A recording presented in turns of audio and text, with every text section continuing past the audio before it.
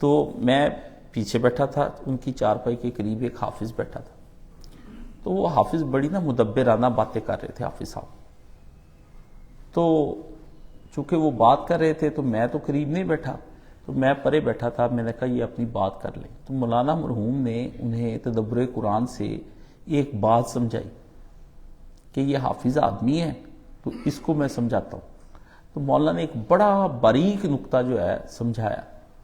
اب مجھے تو وہ نقطہ سمجھ آ رہا تھا، لیکن وہ حافظ نے آگے سے جرا شروع کر دی. اتنی لمبی چوڑی اس نے جرا شروع کی. مولانا اس کو سمجھائیں، وہ پھر اسے مولانا کہیں تم توجہ کرو تھوڑا سا تو تمہیں یہ بات سمجھ آ سکتی ہے. قرآن مجید میں یہ بڑی اہم اور حکمت کی بات ہے جو میں تمہیں دے رہا ہوں. مگر وہ آگے سے جھگڑا کرے. تو اخیر اتنا چڑھا دیا اس نے مولانا صاحب کو کہ مولانا صاحب نے اسے ہاتھ سے کہا چلتا تو پرے ہو نا. تو اس کو ادھر کر کہتے تم آگے آؤ، تم سمجھو میں کیا کہنا چاہتا ہوں. اب میں پہلے بڑی توجہ کر رہا تھا بات کو، بات بھی بڑی باریک تھی اور میں سمجھنے کی کوشش کر رہا تھا ان دونوں کے درمیان میں. تو میں نے ان کی اس بات کو سنا. مجھے آدھی کی بات سمجھ آئی، آدھی مجھے پھر سمجھ نہ آئی کیونکہ وہ توجہ مانگتی تھی.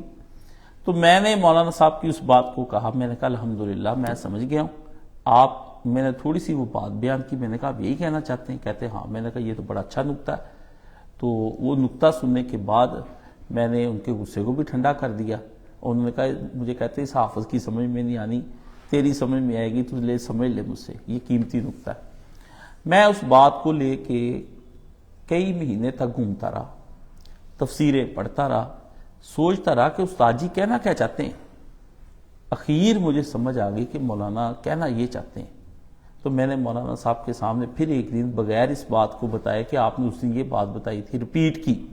اور رپیٹ کرنے کے بعد میں نے ان سے کہا کہ میں نے اس دن آپ نے جو بات سمجھائی تھی نا، وہ اس میں سے تو یہ نکتہ جو آپ نے مجھے سمجھایا تھا اور کہا تھا کہ یہ ایسے ایسے ہے، تو یہ تو بڑا قیمتی نکتہ نکلا.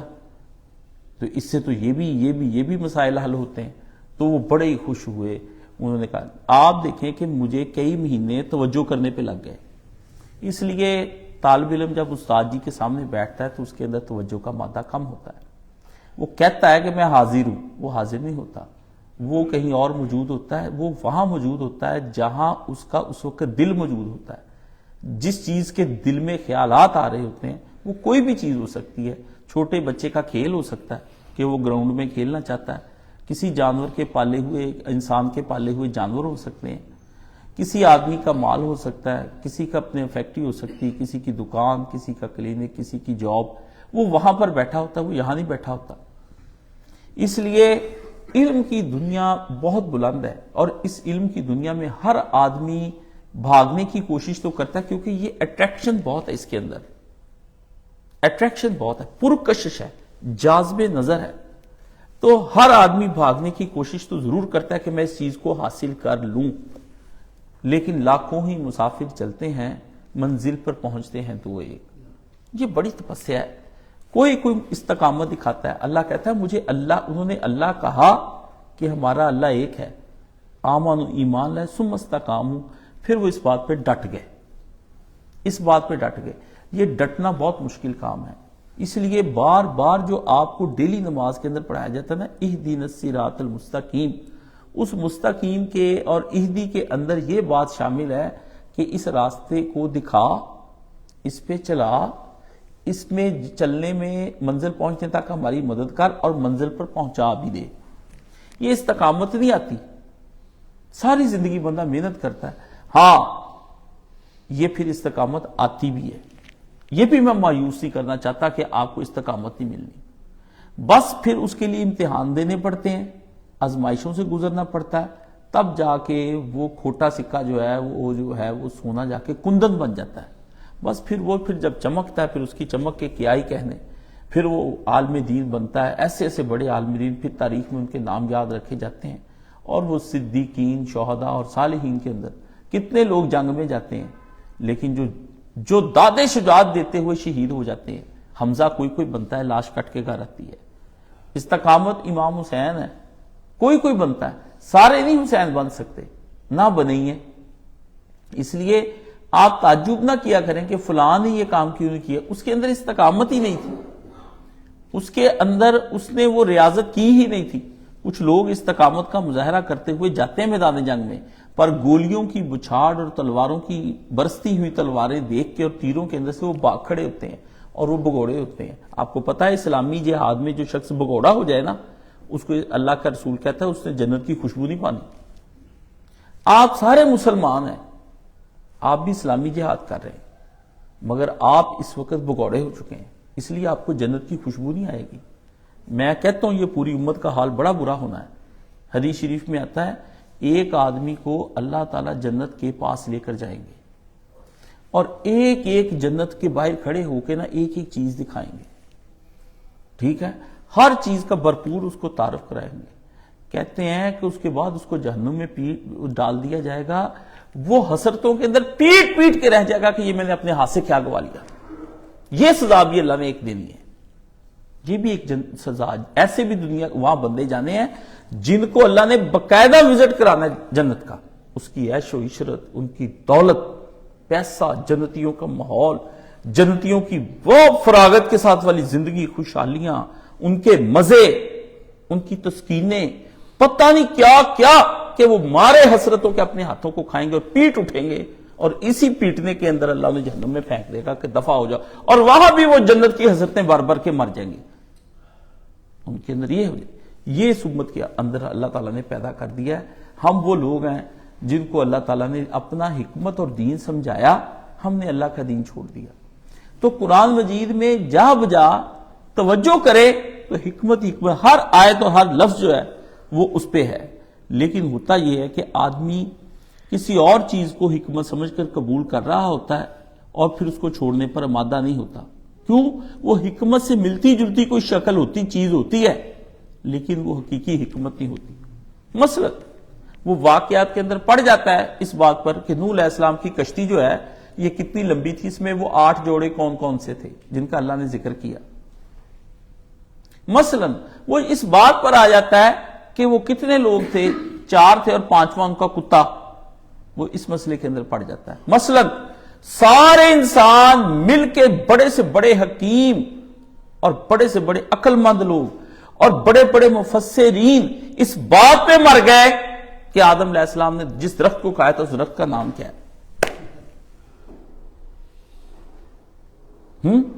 ابراہیم علیہ السلام کو کس طرح آگ میں ڈالا گیا، اس کے لیے منجنیق کیسے بنی، انہوں نے یہ بنائی، پھر ایک میدان میں اس میں سے اڑا کے اس کے اندر بنا. جب میں بھی آپ کو ایسی باتیں سناؤں گا تو وہ قصہ، وہ کہانی اتنی دلچسپ ہو جاتی ہے کہ آپ کہتے ہیں یہ سب سے بڑا عالم ہے، اور پھر آپ اس کا نام رکھتے تھے مولانا طارق جمیل صاحب. یہ ہوتی ہے حکمت. ٹھیک ہے، وہ آپ کو آپ کے پیر بڑے بڑے لوگ آپ کو قصوں کہانیوں کی جزیات سمیت اس طرح بتاتے ہیں کہ آپ وہ بس پھر آپ الجھ جاتے ہیں.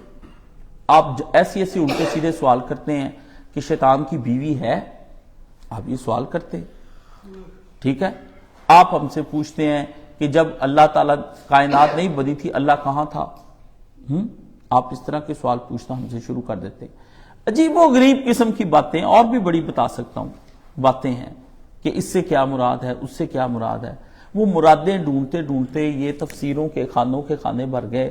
کوئی با حکمت تفسیر ابھی تک میری نظر سے کم ہی گزری ہے. با حکمت چاہیے، ایسی تفسیر جو زندگی کا رخ متعین کر دے. اس میں تھوڑی سی جھلک اگر آپ کہیں نا مجھے، وہ مولانا مودودی رحمۃ اللہ علیہ کی تفہیم القرآن ہے. وہ با مقصد لکھی گئی ہے، اس کا مقدمہ با مقصد. لیکن جن مولویوں نے اس پہ تنقید کی وہ چونکہ وہی ہے حکمت سے آری تفسیریں بیان کرنے کی عادی، اس لیے وہ مولانا مودودی کی تفسیر پر اعتراضات کرتے ہیں. آپ نے دیکھنا ہے نا کہ میں کون ہوں، کہاں سے آیا ہوں، کس مقصد کے لیے. صرف مولانا مودودی ابھی جواب دیتے ہیں، اور بھی دیتے ہوں گے، پر جو انہوں نے جواب دیے نا ان کی نقل مار رہے ہیں. اب ڈاکٹر اسرار نقل ہی کرتے ہیں، غامدی نقل ہی کرتا ہے. اور تو اور آپ دیکھیں مولانا امین حسن صلاحی گہرائی میں لکھتے ہیں لیکن نقل کرتے ہیں. با مقصد بات مولانا سے زیادہ کوئی نہیں کر سکا. لیکن اسی کو آپ جب کو ہم پڑھنے کے لیے کہتے ہیں، آپ کہتے ہیں ہمیں مشکل لگتی ہے. مولانا نے کیا، کیوں؟ آپ نے کبھی اچھا بولا نہیں، اچھا سنا نہیں، اچھا کہا نہیں، اچھا پڑھا نہیں. جب آپ وہ اچھا پڑھنے پر آتے ہیں، سنجیدگی کے ساتھ پڑھنے پر آتے ہیں تو آپ پھر کہتے ہیں ہمیں یہ سمجھ نہیں آتی. آپ کی تو آپ کے اندر کمزوری ہے، کیونکہ آپ نے برسہ برس بے مقصد چیزیں پڑھی، بے مقصد چیزیں سنی، بے مقصد ہی بولے، بے مقصد ہی سوچا، بے مقصد ہی کہا اور بے مقصد ہی چلتے رہے. تو اس آدمی کو با مقصد باتیں، با مقصد لفظ کی باتیں کر رہا ہوں، با مقصد لفظ، با مقصد باتیں اس کو اجنبی لگیں گی، وہ ان سے ناواقف ہے. جب وہ ناواقف ہو جاتا ہے ان چیزوں سے تو پھر وہ کہتا ہے یہ مشکل ہے. وہ مشکل نہیں ہوتی، آپ نے اس راہ پہ چلنا ہی نہیں سیکھا ہوتا. آپ کو جب ہم اس راہ پر چلانے کے کہتے ہیں کہ آپ اس راہ پر چلے تو پھر آپ سے چلا نہیں جاتا. پھر ہم آپ کو بڑی کوشش کرتے ہیں کہ آپ اس پہ محنت کریں، لیکن چونکہ آپ کے پاس بھی وقت کم ہے اور آپ نے اور بڑے کام کرنے ہوتے ہیں، اس لیے پھر آپ ہماری توجہ نہیں دیتے. جب ہم قرآن سمجھاتے ہیں میرے جیسے بندے تو صبح کے وقت میں جتنے یہ نمازی ہوتے ہی نہیں، کیونکہ ان کے پاس ٹائم ہی نہیں ہے. تو قرآن پاک ایک ٹائم مانگتا ہے. تو اللہ کے نبی صلی اللہ علیہ وآلہ وسلم کے بھی سارے صحابہ نے پوری حکمت حاصل نہیں کی. نبی موجود، صحابی بھی موجود، مدینہ کی ریاست بھی موجود، مکہ بھی موجود، نبی کے ساتھ معجزے بھی اتر رہے ہیں، نبی جنگیں بھی جیت رہے ہیں، نبی خطبے بھی دیتے ہیں. جمعے کے 10 سال رسول اللہ نے خطبے جمعے کے دیے ہیں. وہ جمعے کے خطبے کہاں ہیں مجھے لا کر دیں.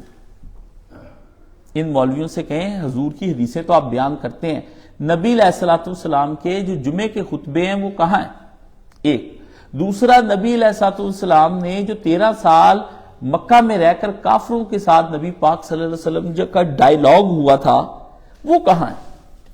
وہ جو آپ ابو جہل سے باتیں کرتے تھے وہ مجھے دکھائیں، وہ کہاں پہ ہے کہ نبی علیہ الصلوۃ والسلام نے ابو جہل سے کوئی بات نہ بتائیں.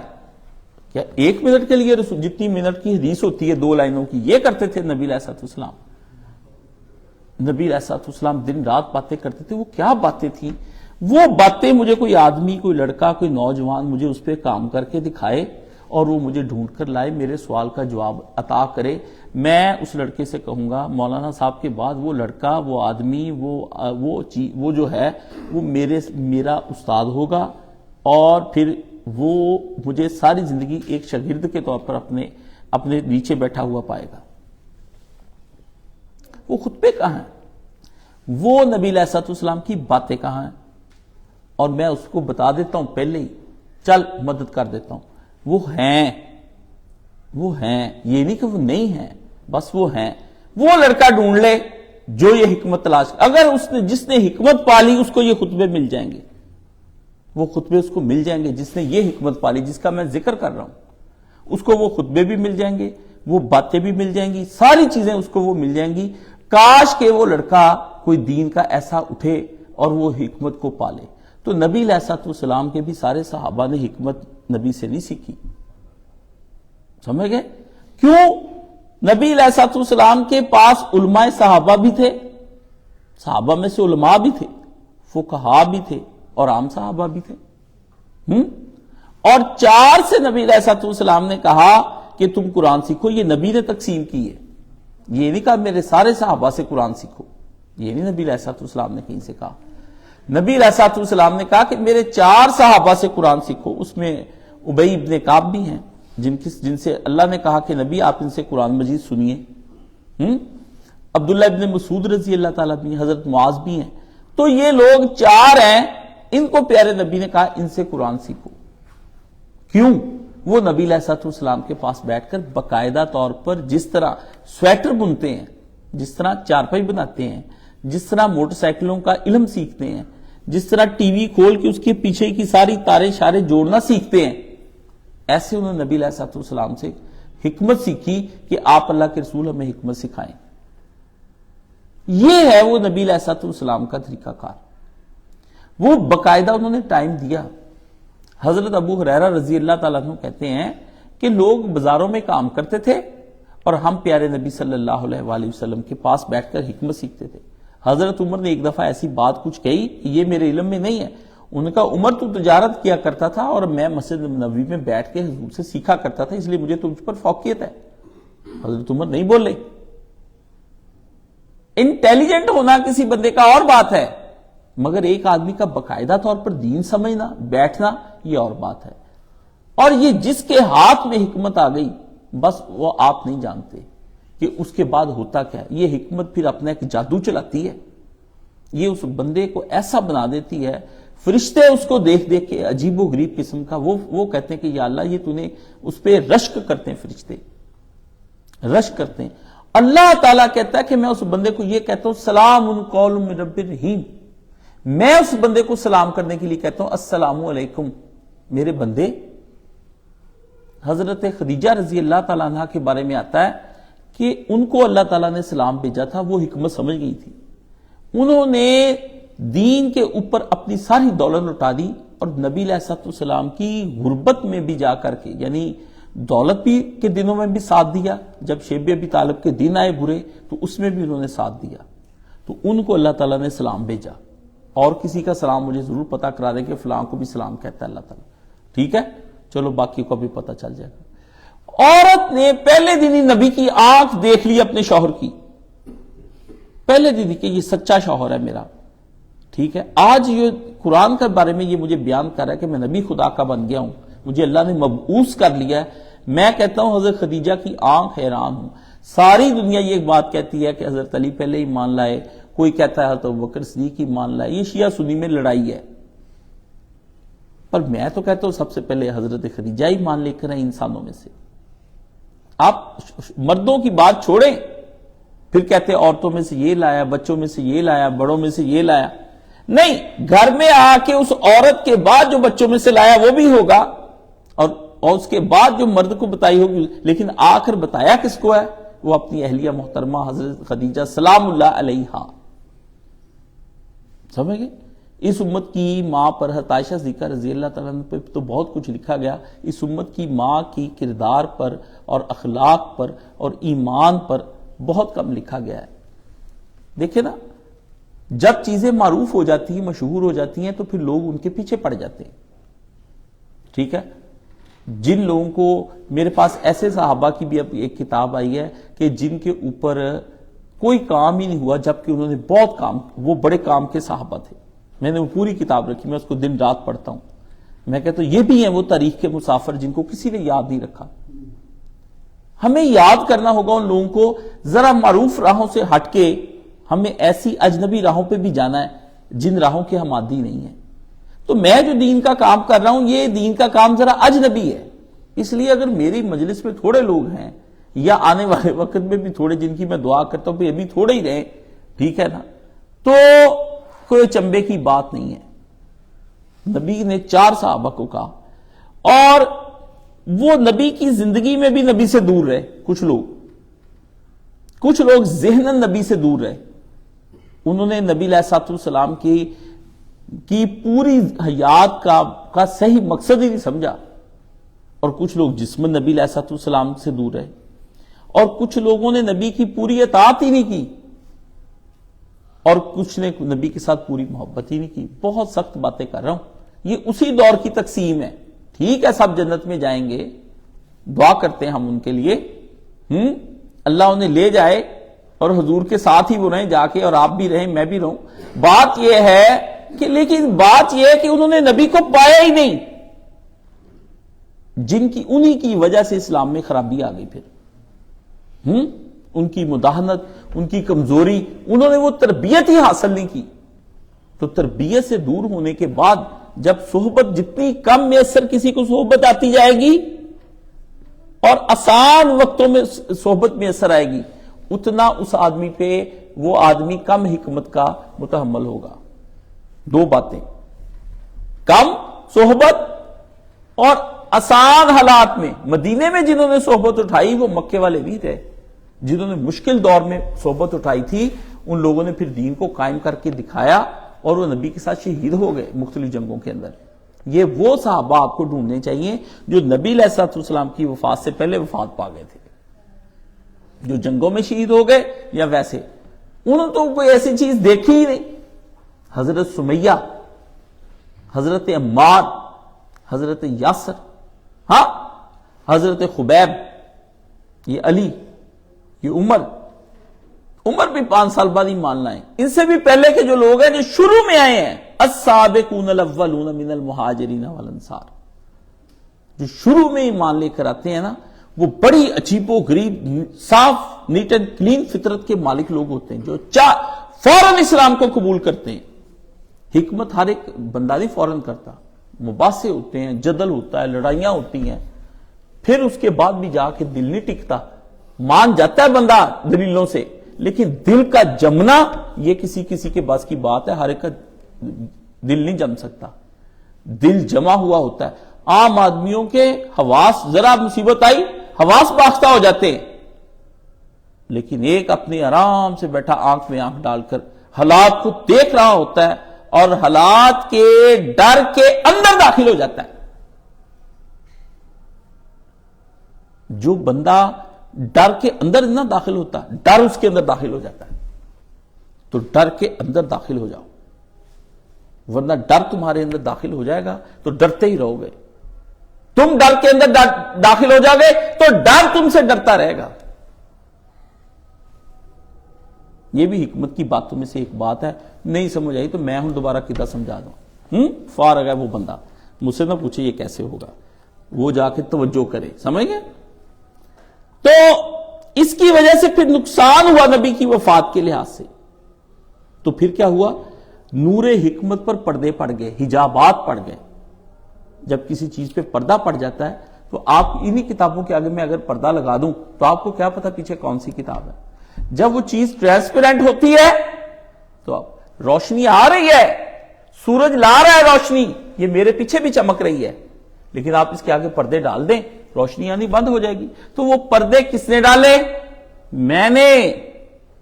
روشنی فطرتاً آ رہی ہے.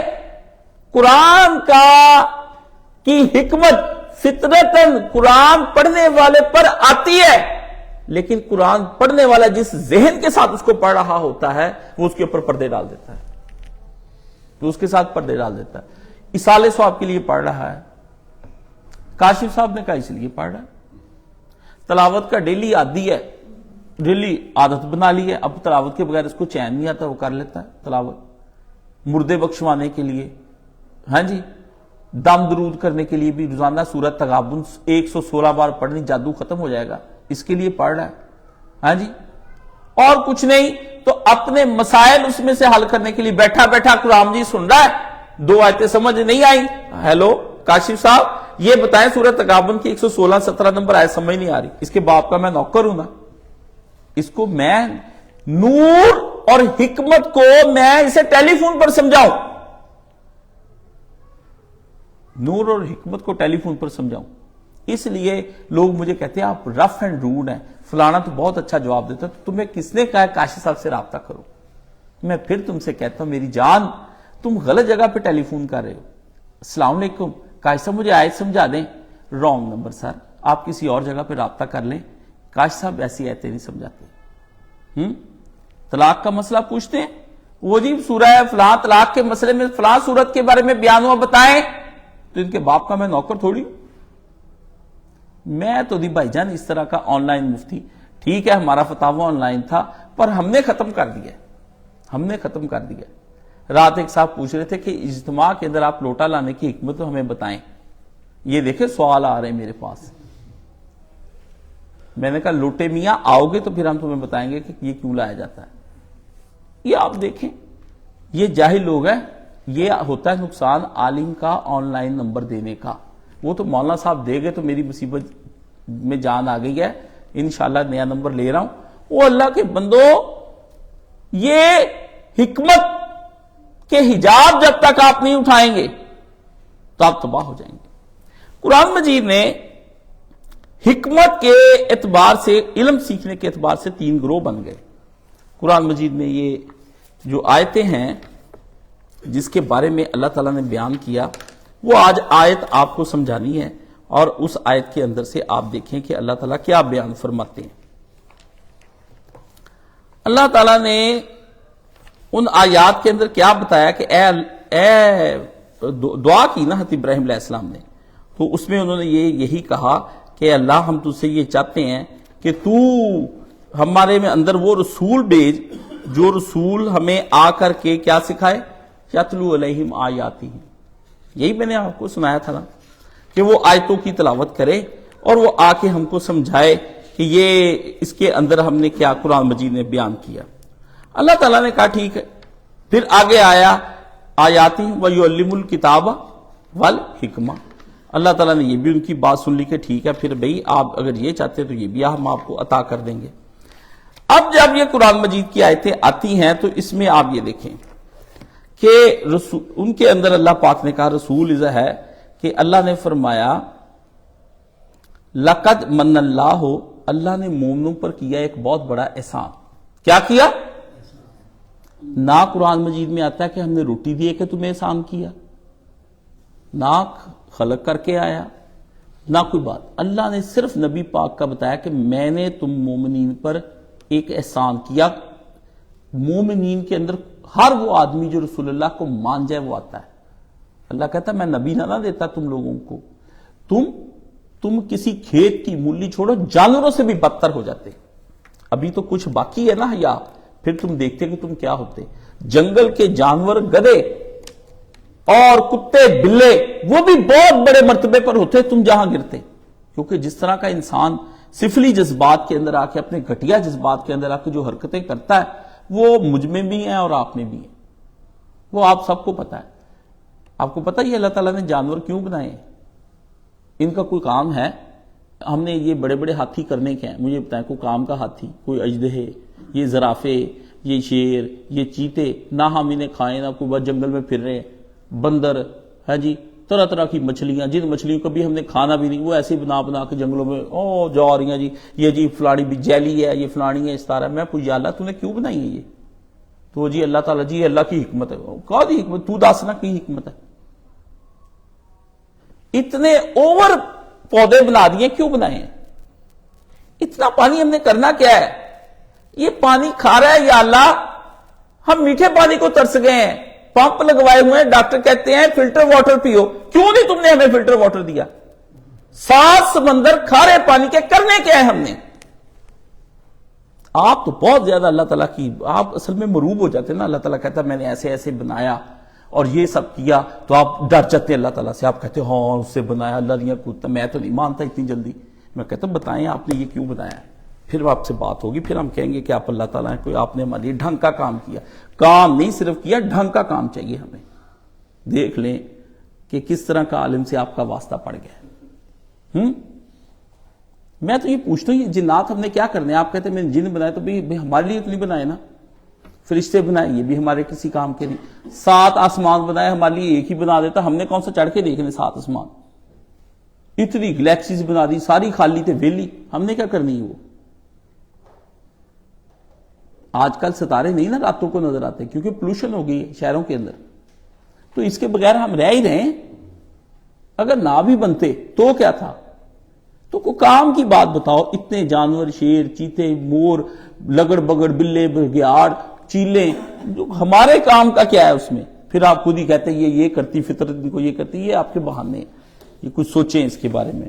میں تھوڑے دن پہلے بیٹھا سوچ رہا تھا پھر میں نے کہا اچھا واہ یا اللہ کہتا ہے سب کچھ ہے. اچھا لقد من اللہ علی المؤمنین، اللہ نے مومنوں پر کیا ایک احسان. مومنین پر کیا ہے، کافروں پہ احسان نہیں کیا کیونکہ کافر مانتے نہیں احسان. مومنوں پہ اللہ نے کیا. اللہ نے کہا میں نبی نہ دیتا نا تم کو تو تم لوگ ہوتے کیا؟ آپ نے یہ بات پوچھنی ہے نا تو پھر اس کے لیے آپ کو وہ تقریر چھوٹی سی ہے، 4 لائنوں کی تقریر ہے، صرف 4 لائنوں کی. نجاشی کے دربار میں حضرت جعفر طیار نے کیا کہ اگر رسول اللہ نہ آتے تو ہم کیا تھے. بس نجاشی وہ پورا فلسفہ، پورا تمدن، پوری تہذیب، پوری سیولائزیشن، ہر بات اس کے اندر آ گئی ہے. اگر آپ نے پڑھنی وہ 4 لائنیں جا کے پڑھیں، اتنا غور کریں کہ اخیر آپ اس کو چومنے لگ جائیں گے. حضرت علی کے بھائی تھے نا تو بات تو پھر تمہیں پتا علی ہو اور بات کرنے کا کمال نہ ہو یہ تو پھر کہیں بھی نہیں آئے. علی کے پاس 2 ہی تو چیزیں تھیں.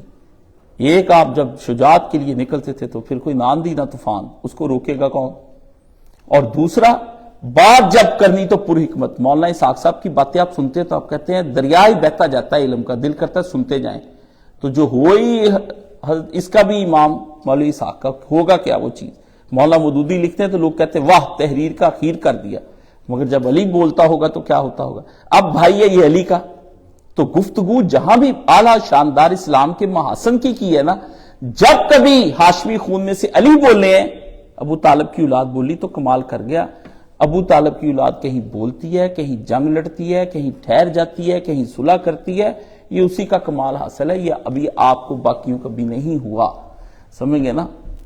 مان لیں نبی علیہ السلام کی اولاد کا، ابو طالب کے بچوں کا مان لیں، اچھے رہ جائیں گے، نہیں مانیں گے تو پہلے کون سا اتنی دنیا نہیں مانتی تو ان کا کیا بگڑ گیا؟ ہاں جی، مان لیں۔ فرمایا اذ بعث فیہم رسولا من انفسہم، ایک تو یہ اللہ نے کیا کہ انہی میں سے ایک رسول مبعوث کیا، انہی میں سے باہر سے رسول لا کر مسلط کیا گیا۔ زبان ان کی، اس کی پوری عمر ان کے درمیان میں گزری، یہ ان کے سامنے وہ جوان ہوا، کوئی عیب، کوئی اس کے اندر کوئی بری چیز، کوئی شراب، کوئی زنا، کوئی تہمت، کوئی نبی علیہ السلام پر کوئی تہمت، کوئی چیز تھی، کوئی مالی کرپشن، کوئی جنسی کرپشن نبی نے کی ہو؟ یہ نبی علیہ السلام پہلے سے کوئی تیاری کر رہے تھے، فلسفہ بیان کر رہے تھے؟ ایسا بھی کچھ نہیں ہے، کچھ نہیں۔ ایک انتہائی سادہ آدمی جس کا رہنا سہنا پاک پکیزہ اور فطرت والا، جس کی فطرت مسخ نہیں ہوئی تھی، جو انہی کے درمیان رہتا تھا، اور گھپ اندھیرے کے اندر جب وہ نبی نہیں بھی تھا نا، تب بھی وہ روشن چراغ کی طرح پھرتا تھا، اور لوگ اس کے سچے اور ایماندار ہونے کی قسمیں کھاتے تھے۔ عرب جیسا معاشرہ جہاں ٹریڈنگ بہت زبردست قسم کی تھی قریش کی، اس ٹریڈنگ میں نبی علیہ السلام کا آنیسٹ ہونا اور ٹرو پرسن ہونا، سچا اور ایماندار ہونا، یہی دو چیزیں ہیں۔ جس بھی آدمی نے کاروبار کرنا ہے وہ دو چیزیں یہ اپنا لے اور استقامت سے بیٹھا رہے، آنے والے دنوں میں ٹائکن ہے وہ۔ دھوکے سے کچھ لوگ چڑھ جاتے ہیں اچانک، پھر گرتے بھی بہت برے ہیں۔ 7 نسلوں تک کسی آدمی نے اپنی اولاد کو رزق دے کے جانا ہے نا، کہ میں 7 نسلوں تک اپنی اولاد کو خوشحالی کر جاؤں، تو یہ اس طرح کا ایمانداری اور صادقیت کے ساتھ کام کرے، جو دکھایا وہ بتائے اور کسی کا پیسہ نہ مارے، سمجھ گئے؟ وہ دے۔ تو فرمایا ہم نے ان کے اندر رسول بھیجا من انفسہم، جو انہی کی اندر کا عرب تھا، جو انہی کے قریش کا تھا، ان کا ہی ہاشمی خون تھا، وہ اپنے آپ کو دیکھ لیں اور اس کو دیکھ لیں، وہ اپنے آپ کو دیکھیں، وہ اس معاشرے میں رہتے ہیں اور تم لوگ گندے تھے، وہ درمیان میں ایک سچا تھا، صاف ستھرا آدمی۔ دیکھو معاشرہ ایک ہے، فضا ایک ہے، شاہی کا جہاں اور ہے اور کرگس کا جہاں اور، ایک ہی معاشرے میں اللہ نے کہا رہ رہے تھے تم لوگ، پھر تمہیں میں سے ایک کو نکالا۔ دیکھو کیسی عجیب بات اللہ نے انتخاب کیا۔ یتلو علیہم آیاتی ہی، وہ ان کے اوپر کیا کرتا ہے؟ آیتیں اللہ تعالیٰ کی پڑھ کر ان کو سناتا ہے، وَيُزَكِّيهِمْ، ان کو پاک کرتا ہے، وَيُعَلِّمُهُمُ الْكِتَابَ وَالْحِكْمَةَ، ان کو کتاب اور حکمت کی تعلیم دیتا ہے، وَإِن كَانُوا مِن قَبْلُ لَفِي ضَلَالٍ مُبِينٍ، یہ اس سے پہلے اتنی واضح گمراہی تھی کہ اس پہ دلیل دینے کی ضرورت نہیں تھی، اس کی دلیل دینے کی ضرورت نہیں تھی۔ سورج سامنے ہو تو اس کی دلیل دینے کی ضرورت نہیں ہے، بھئی سورج کہاں ہے دیکھ لو۔ اللہ کہتا ہے ان سے پوچھتے گمراہی کہاں ہے، تو یہ تم لوگوں کی اپنی حالت ہی بتاتی کہ ہم گمراہ ہیں۔ اب یہاں پر ہوا کیا؟ کچھ لوگوں نے جب قرآن مجید کو پڑھا سنا نبی سے، تو امت کے اندر 3 گروہ ہو گئے۔ ایک گروہ وہ ہو گیا جو کیا ہوا، یتلو علیہم آیاتی ہی، نبی سے یہ بات لے لی، نبی سارے کام کرتا ہے، یہ کیا کرتے ہیں؟ ایک گروپ آ گیا، وہ قرآن مجید کی تعلیم، تدبر، تعلیم، یہ اس پر چل پڑا۔ کیا ہوا؟ حافظ قرآن بن گئے، تلاوتیں کرنے لگے۔ یہ نبی کی ایک صفت ہے حافظ قرآن ہونا۔ آپ کو میری بات سمجھ آ رہی ہے یا اگلی بھی جا رہی ہے؟ کیونکہ مجمع حاضر نہیں ہے تو پھر عالم کو گفتگو کرنے کا حق بھی نہیں ہے، اور عالم اگر مجمع کے اعتبار سے ان کے معیار پر اتر کر کے حضرت علی کہتے ہیں بات نہیں کرتا ہے، تو وہ ان کی عقلوں کے ساتھ کھیل تو رہا ہے مگر ان کی عقلوں کے اندر داخل نہیں ہو رہا۔ تو عقلوں کے ساتھ کھیلنے کا فن ہے مجھے تھوڑا سا، ٹھیک ہے، کل ہی ایک بچہ مجھ سے پوچھ رہا تھا استاد جی آپ نے قرات میں مہارت نہیں حاصل کی؟ میں نے کہا کوئی بھی چیز ایسی نہیں ہے جو میں نے قرات کے فن سے پڑھی نہ ہو، مجھے یہ نہ پتا ہو کہ ادغام کیا ہے، قلقلہ کیا ہے، مدہ کیا ہے، حلقی کیا ہے، یہ سارے کام مجھے پڑے ہوئے ہیں، میں نے ان کی پریکٹس نہیں کی۔ کیوں نہیں پریکٹس کی؟ مجھے نہ کسی کو سنانا تھا، نہ کسی کو بتانا تھا، ٹھیک ہے، میں نے بس اپنا پڑھا، اس کی آیات پر غور کیا یہ ہمیں کہتا کیا ہے۔ تو مجھ سے تو کروڑوں، ساری دنیا کے تقریباً اچھے ہیں قاری، میں تو سادہ قرآن مجید پڑھتا ہوں، اور 1 2 3 لفظ پڑھنے کے بعد صبح کے بعد میں سارا دن کیا 6 مہینے ذہنی طور پہ ہلا جاتا ہوں، یہ کیا کہہ رہا ہے، یہ تو تانگ ہی ہو رہے ہیں پڑھ کے ہم، یہ بڑے اچھے حافظ ہیں، سارا ہی مقام کو جاتے ہیں، ان کو کچھ بھی نہیں ہوتا، نہ اٹیک آتا ہے، نہ ان کے دل خراب ہوتے ہیں، نہ یہ سویرے اٹھ کے دوبارہ فجر پڑھتے ہیں، نہ نمازیں پڑھتے ہیں۔ چراغ یہ دھوکے باز اتنے ہیں، یقین جانے ان کو تشابہ لگ جاتا ہے نا، جب دیکھتے پیچھے نمازی کوئی نہیں ہے تو کیا کرتے، ادھر کی آیت میں ڈال ڈول کے نا اس کام چلا دیتے ہیں، دونوں صورتیں ملا ملو دیتے ہیں۔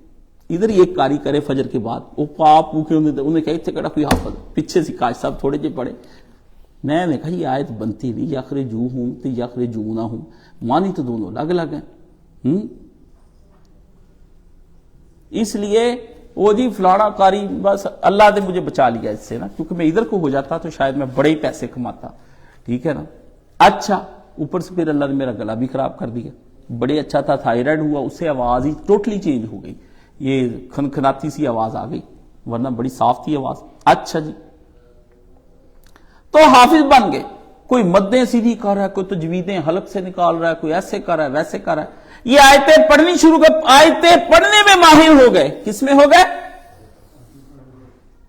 موقع پر بچہ کھڑا کر دیتے، جی سناؤ آیت نمبر 16 رکوع نمبر 4، وہ بچہ پڑھنا شروع ہو جاتا ہے۔ بعد میں بچے کے سامنے آیت کوئی اور پڑھتے ہیں، وہ بچہ بتاتا ہے کہ سورت نمبر فلاں تو آیت نمبر اتنی۔ میں کہا پیسے ہی پیسے، پیسے ہی پیسے، آپ بھی خوش، میرے بچے نو یاد ہو گیا، معجزے ہو رہے دنیا دیتے ہیں۔ دستار بندی ہے جی ان حافظوں کی، آوارہ جتنے دنیا کے اندر حفاظ کرام آوارہ ہیں نا، اللہ تعالیٰ معاف کر دے، حافظوں کی ایک کثیر کیا 99.999 ساری جہنم میں چلے جانے، یہ میں پہلے بتا رہا ہوں آپ کو، سمجھ گئے، کیونکہ آگے حافظوں کا دن آ رہا ہے نا رمضان شریف، اس سے پہلے میں حافظوں کے پیچھے پڑ جاتا ہوں۔ اب یہ روزے نہیں رکھتے دن میں، آپ کو پتا ہے ایک بہت بڑا عالم دین، بہت بڑا، آپ کو میں کتنا کو بڑا کہوں، وہ پچھلے دن میرے پاس یہاں آئے ہوتے، مجھے کہتے کاش صاحب قیامت آ گئی ہے کچھ کر لیں، وہ 25-30 مدرسے کراچی کے پھر کے آ رہا تھا، میں نے کہا کیا ہوا؟ کہتا آپ کو پتا ہے یہ قرآن مجید کی تلاوتیں سیکھنے کے لیے سانپ پکے کر رہے ہیں، تو میں نے کہا پھر کیا ہوا، سانس ہی پکے ہونے؟ کہتے مجھے ایک عالم دین نے بتایا کہ یہ جو حافظ ہے یہ قرآن اتنا اچھا پڑھتا ہے، یہ اب اس نے قرآن سنانا ہے، اس نے سانپ پکا کرنے کے لیے شراب پیتا ہے، اور شراب پی کے پھر یہ مجلس میں جاتا ہے، وہاں پھر یہ لمبی ایک پڑھتا ہے ادھر پھر کے لورپ شورپ پھر کے پھر چکری تو گھوم کے کر، اتنا لمبا کام کرتا ہے۔ تو یقین جانے جب اس میں یہ بات بتائی نا، تو یہ میری تو میں نا ذرا سا بھی مجھے کوئی دینی آفت سنتا ہوں تو میرے ہاتھ پاؤں ٹھنڈے ہو جاتے ہیں، اپنے تو مرتے مراتے رہتے، مجھے کسی نقصان پہ اتنا نہیں دکھ ہوتا، کوئی ایسی خبر آ جائے نا اس پہ میں ٹھنڈا ہو جاتا ہوں اسلام کی، باقی نہیں مجھے کوئی خبر، اللہ کا فضل ہے، وہ تو ہوتے ہی رہتے ہیں۔ کہتا یہ میں اپنی دیکھ آیا ہوں سارا کچھ، اور وہ روتا ہوا یہاں سے اٹھا، اور اس عالم کو اب کوئی رکھ نہیں رہا، کیونکہ وہ ہر ایک کی بات واضح کر دیتا ہے، عالم اخیر ہے، کتابیں لکھی آپ سوچ بھی نہیں سکتے۔ تو ایک آئے یہ لوگ، انہوں نے پھر آیتیں ہی پڑھنی شروع کر دی، ہاں جی، یہ اس بات کے امین ہو گئے۔ پھر آگے دوسرے لوگ وَيُعَلِّمُ الْكِتَابِ، یہ آگے فقہاء کرام اور حدیث کے، سنت کے اور حدیث کو مکمل اکٹھا کرنے والے لوگ، محدثین، انہوں نے بھی اخیر کر دی بھائی جان، انہوں نے آثار کو جمع کر ان پر تنقید کر، مجاہدین بن کر انہوں نے بدعت اور تحریف اسلام کا ہر دروازہ بند کر دیا، اور ہر اس دروازے کو انہوں نے دیکھا کہ پچھلی ملتیں کیسے ڈوبی تھیں، ہم کیسے ڈوب سکتے ہیں، تو ان کے تجربات کی روشنی میں انہوں نے ہر بدعت کو بند کر دیا، اور پورا تقوی اختیار کیا، انتھک محنت، ٹھیک ہے، ذاتی رائے اور قیاس کے خلاف اجتہاد کیا. تم کیسے کہتے ہو؟ میں یہ سمجھتا ہوں نبی نے یہ کہا اس لیے تم یہ اپنی ذاتی رائے کو پرے کرو. یہ محدثین نے کام کیا اور فلسفے کو دیکھا بھی نہیں. ایسے اپنے نبی میں فنا فی رسول ہوئے کہ اعلیٰ درجے پا گئے اور اپنے نبی کے کام کو، نبی کی بات کو ایسا محفوظ کر دیا. انہوں نے شاندار کام کیا کہ پرانی ساری امتیں ان کی گرد اور خاک کو بھی نہیں پہنچ سکتی، اتنی دور تک چلے گئے یہ محدثین. امام بخاری کہاں سے چلے، کہاں تک پہنچے؟ کوئی نیشا پور سے نکلا، کوئی ادھر سے نکلا، کوئی ادھر سے نکلا، پھر گئے. آپ میرے ساتھ شہر سے 10 کلومیٹر باہر نہیں جاتے، میں ابھی اجتماع کے لیے بلاتا ہوں تو آپ کا دل کانپنا شروع ہو جاتا ہے. 100 بہانے بناتے ہیں اور جب بہانے شروع ہو جاتے ہیں تو میں سن کے نبی پاک کی طرح اجازت دیتا رہتا ہوں، کیونکہ منافق ہی بہانے بناتا ہے اور کوئی نہیں بناتا. غزوہ تبوک پہ صرف منافقوں نے بہانے بنائے، کسی اور نے نہیں بنائے. وہ جو 3 رہ گئے وہ تو کسی وجہ سے تھے. دل دہل جاتے ہیں آپ کے، لیکن انہوں نے اپنی جوانیاں ضائع کی. دولت تو انہوں نے اپنے باپوں کی میراثیں لی، وراثتیں لاکھوں اشرفیاں سونے کی، 2-2 3-3 4-4 تولے نہیں تھوڑے کو دے ہوں، سونے کی لاکھوں اشرفیاں وہ پونڈوں کے اندر وہ دے گئے اور اندھے ہو گئے نبی علیہ السلام کی محبت پہ. پھر کے نا نبینا ہو جاتے تھے، آنکھیں ختم ہو جاتی تھی، پیٹ ساتھ لگ جانے، کئی دن روٹی نہ کھانی، بھوکے رہنا. محدثین نے کسی کو بتانا ہی نہ میں روٹی کھانی ہے. کہا یہ محدث کی تقوی اور اس کے توکل کے خلاف ہے کہ وہ کہے کسی کو مجھے بھوک لگی، نبی کا ہو اور چاہنے والا محدث اور آگے سے مانگ کر روٹی کھا لے. یہ کہتا یہ ہو ہی نہیں سکتا. یہ تو مدرسوں نے چندے بنانے شروع کیے ہیں. عالم دین جب محدثین بٹھاتے تھے اپنی مجلس میں تو کہتے بیٹھ جاؤ. وہ آتا طالب علم، استاد جی میں حدیث پڑھنا چاہتا ہوں، کہتے لکھو. اس علم حدیث کے لیے سخت قسم کی مفلسی کاٹنی پڑے گی. ایک بات، اس علم حدیث کے لیے تمہیں سخت قسم کے پیدل سفر کرنے ہوں گے. دوسری بات، کر سکتے ہو تو اس راہ میں آ جاؤ، ورنہ نکلو یہاں سے، ورنہ نکلو یہاں سے. یہ تم نہیں کام کر سکتے. اس لیے سفر کیے، دولت قربان کی، عمریں صرف کی، جان دے دی، جوانی دے دی، بڑھاپا نظر کر دیا، اولادوں کی پرواہ نہیں کی اور اپنی جینیس حافظے انہوں نے، آئی کیو لیول ان کے ایسے سے زبردست ہے. آئنسٹائن شے کیا ہے؟ انہوں نے میموریز، اپنا حافظہ، اپنی جوانی، وہ لمبے لمبے قادر جوان ہے، باڈی بلڈنگ ہے، انہوں نے باڈیاں بنائی اس لیے، دودھ کھائے پیے اس لیے کہ نبی کے لیے سفر کر سکوں. یہاں لڑکیوں کو دکھانے کے لیے یوتھ کلب نے یہاں تک وہ پہنے ہوئے ہیں، ٹوپیاں لے لی انہوں نے، انگریزوں کے لباس پہن لیے کہ لوگ ہماری طرف راغب ہوں گے. ہمیں یہ کرنا پڑتا ہے. اگر یہ سارا کچھ کرنا پڑتا ہوتا تو نبی پاک اپنے اس دور کے سارے صحابہ کے ڈانڈ چھانڈ بنوا کے، ان کو یہ کرا کے، ان کو کافروں کی ٹوپیاں پہنا کے، حضور کہتے سارے ادھر درس دیا کرو کیونکہ یوتھ اٹریکٹ ہوندی ہے. ہاں وہ حربہ جو آپ یہ کہتے ہیں ہم نے اس لیے استعمال کیا، یہ شیطان کا دھوکہ، نفس کا فریب ہے. اور آپ کو پتا ہے اس مسئلے میں، یہ جو ابھی میں نے آپ سے بات کی ہے، اس مسئلے میں میرا استاد ایک 17 سال کا لڑکا ہے جو مجھے آج سے 24-25 سال پہلے ملا تھا. اس نے مجھے یہ بات سمجھائی تھی. میرے مرشد ہے وہ اس مسئلے میں. استاد جی کا کوئی ایک مرشد نہیں، میری آنکھ دیکھتی ہے کہ نفس کے خلاف کون کھڑا ہوا ہے، بس باقی کا تو میں مانتا ہی نہیں. وہ کسی انتہائی تقوی کے معیار پر تھا. اور آپ کو بتا بھی دوں تو وہ اتنے دولت مند باپ کا بیٹا تھا. آپ سب کو کیا، ہمیں یہ مرکز کو اس طرح 20-25 مرکز اور خرید لے. اس کی دولت کو لات مار کے، تھی شلوار اونچی، ماشاءاللہ اس سے داڑھی رکھی ہوئی، اور بڑی گفتگو کے اندر وزن. میں کہتا ہوں آج تک اس 17 سال کے لڑکے کا، جب میں 20-22 سال کا تھا، میرے پہ اتنا روب ہے اس کے تقوی کا کہ آپ سوچ بھی نہیں سکتے. ابھی بھی کہیں وہ ہو تو میں اس کی زیارت کرتا ہوں. ایسے بھی لوگ ہیں دنیا کے اندر. یہ نہ کہ دنیا کے اندر لوگ سارے نوجوان آپ ہی طرح کے ڈنگر اور آوارہ ہیں. بڑے بڑے ہیں جو حشر کے دن اللہ کے سائے، عرش کے سائے کے نیچے کھڑے ہوں گے نا، میں کہتا ہوں متبرک اور خوبصورت چہرے ہوں گے. ایسے چمک رہے ہوں گے اللہ کو آج بندے اٹھا کے، یا اللہ یہ حسین و جمیل لوگ کون ہیں جن کو عرش کے سائے کے نیچے کھڑا کیا ہوا ہے؟ فرمایا یہ وہ ہیں جنہوں نے جوانی میں توبہ کر لی تھی اور جوانی میں عبادت کر لی تھی. یہ انہوں نے نفس کی طرف توجہ ہی نہیں کی، یہ کسی عورت کی طرف لپکے ہی نہیں، انہوں نے اپنے آپ کو گناہوں میں ملوث ہی نہیں کیے، یہ کسی سے متاثر ہوئے ہی نہیں، انہوں نے اپنے آپ کو اپنے نبی کے دین کے لیے قربان کر دیا. یہ نہ کہیں کہ آپ کہتے ہیں کہ یہ اس امت کا ایک یوتھ طبقہ جو ہے وہ اس طرح کا ہو گیا. آپ کو کیا پتا ہے جو ابھی راتوں کو کرتے ہیں اشک سحرگاہی، اقبال نے کہا تھا، وضو کرتے ہیں آنسوؤں سے، وضو کرتے ہیں اتنے وہ آنسو بہاتے ہیں کہ ان کے آنسوؤں سے وضو ہو جاتا ہے کہ وہ تہجد کے وقت اٹھتے ہیں، پھر رہے ہیں، پڑھ رہے ہیں. آج کل آگے میرے نوجوانوں نے مجھے رابطے کر لیے کہ استاد جی یہ آپ نے کہا تھا 1 شعبان سے رمضان میں داخل ہو جاؤ، تو ہم داخل ہو گئے استاد جی. میں نے سجدے میں سر بجا لایا، اللہ اللہ اللہ اللہ. استاد جی کو یاد بھی نہیں، وہ داخل بھی ہو گئے، کہتے چاند دیکھ کر آ گیا فون ان کا، استاد جی رات ہم نے پہلی تہجد پڑھ لی ہے، ہم رمضان کی روٹین میں اتر گئے ہیں استاد جی.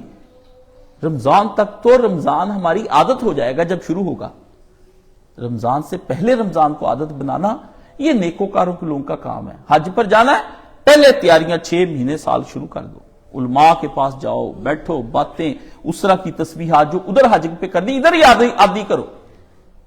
جا کے پوچھتے ہیں وہاں سے مسئلے پوچھے، یہ بتا دیں ہیں جی ایک آدمی ہے اس نے یہ پوچھا ہے، اس نے ایک نے یہ پوچھا ہے. کیا بتاؤں آپ کو کیسے کیسے مسائل آتے ہیں.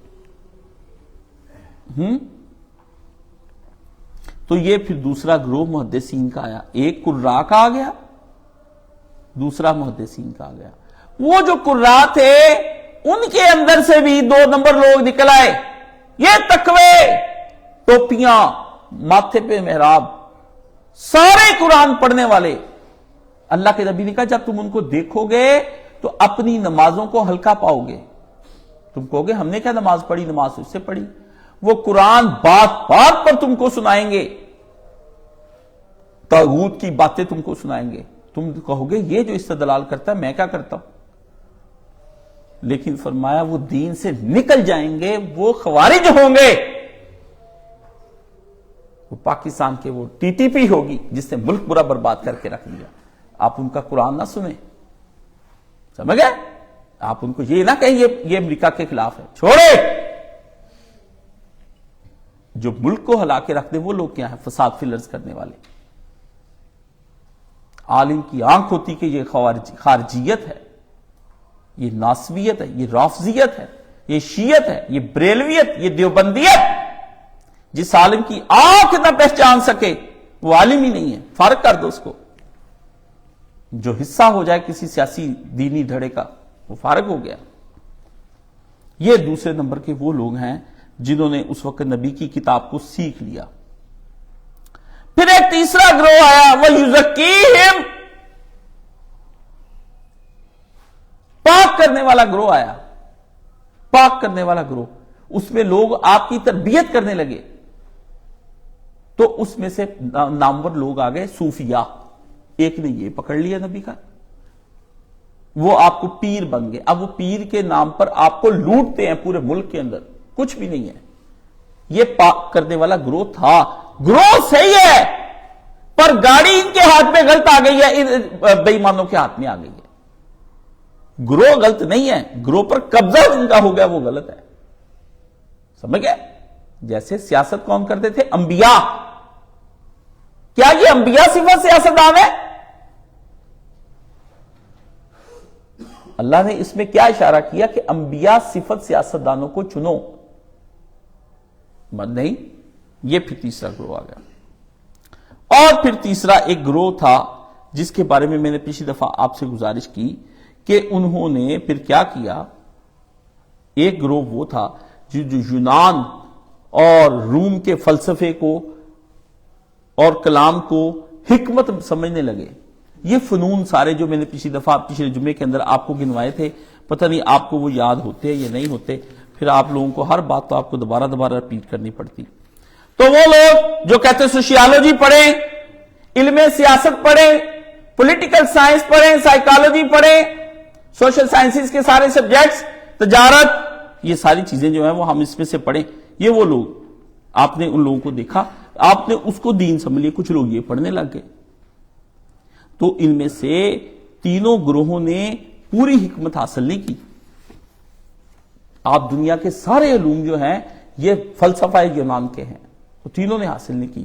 تو پہلے جو قرآن مجید کی صرف تلاوتوں پہ ہی لگ گئے، ان کی تجوید، ان کی قرات، بات بات پہ قرآن آپ کو سنانا ہے جی، وہ سنانے لگ گئے. دوسرے محدثین تھے، تیسرے وہ جو صوفیاء ہوئے، اور چوتھے وہ بعد میں کیا ہوئے؟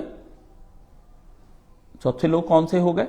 اس کے اندر وہ لوگ ہو گئے جنہوں نے حکمت کو، اس فنون کو اپنا درجہ دے دیا، سوشل سائنسز کو، جس کو آج آپ علم کہتے ہیں.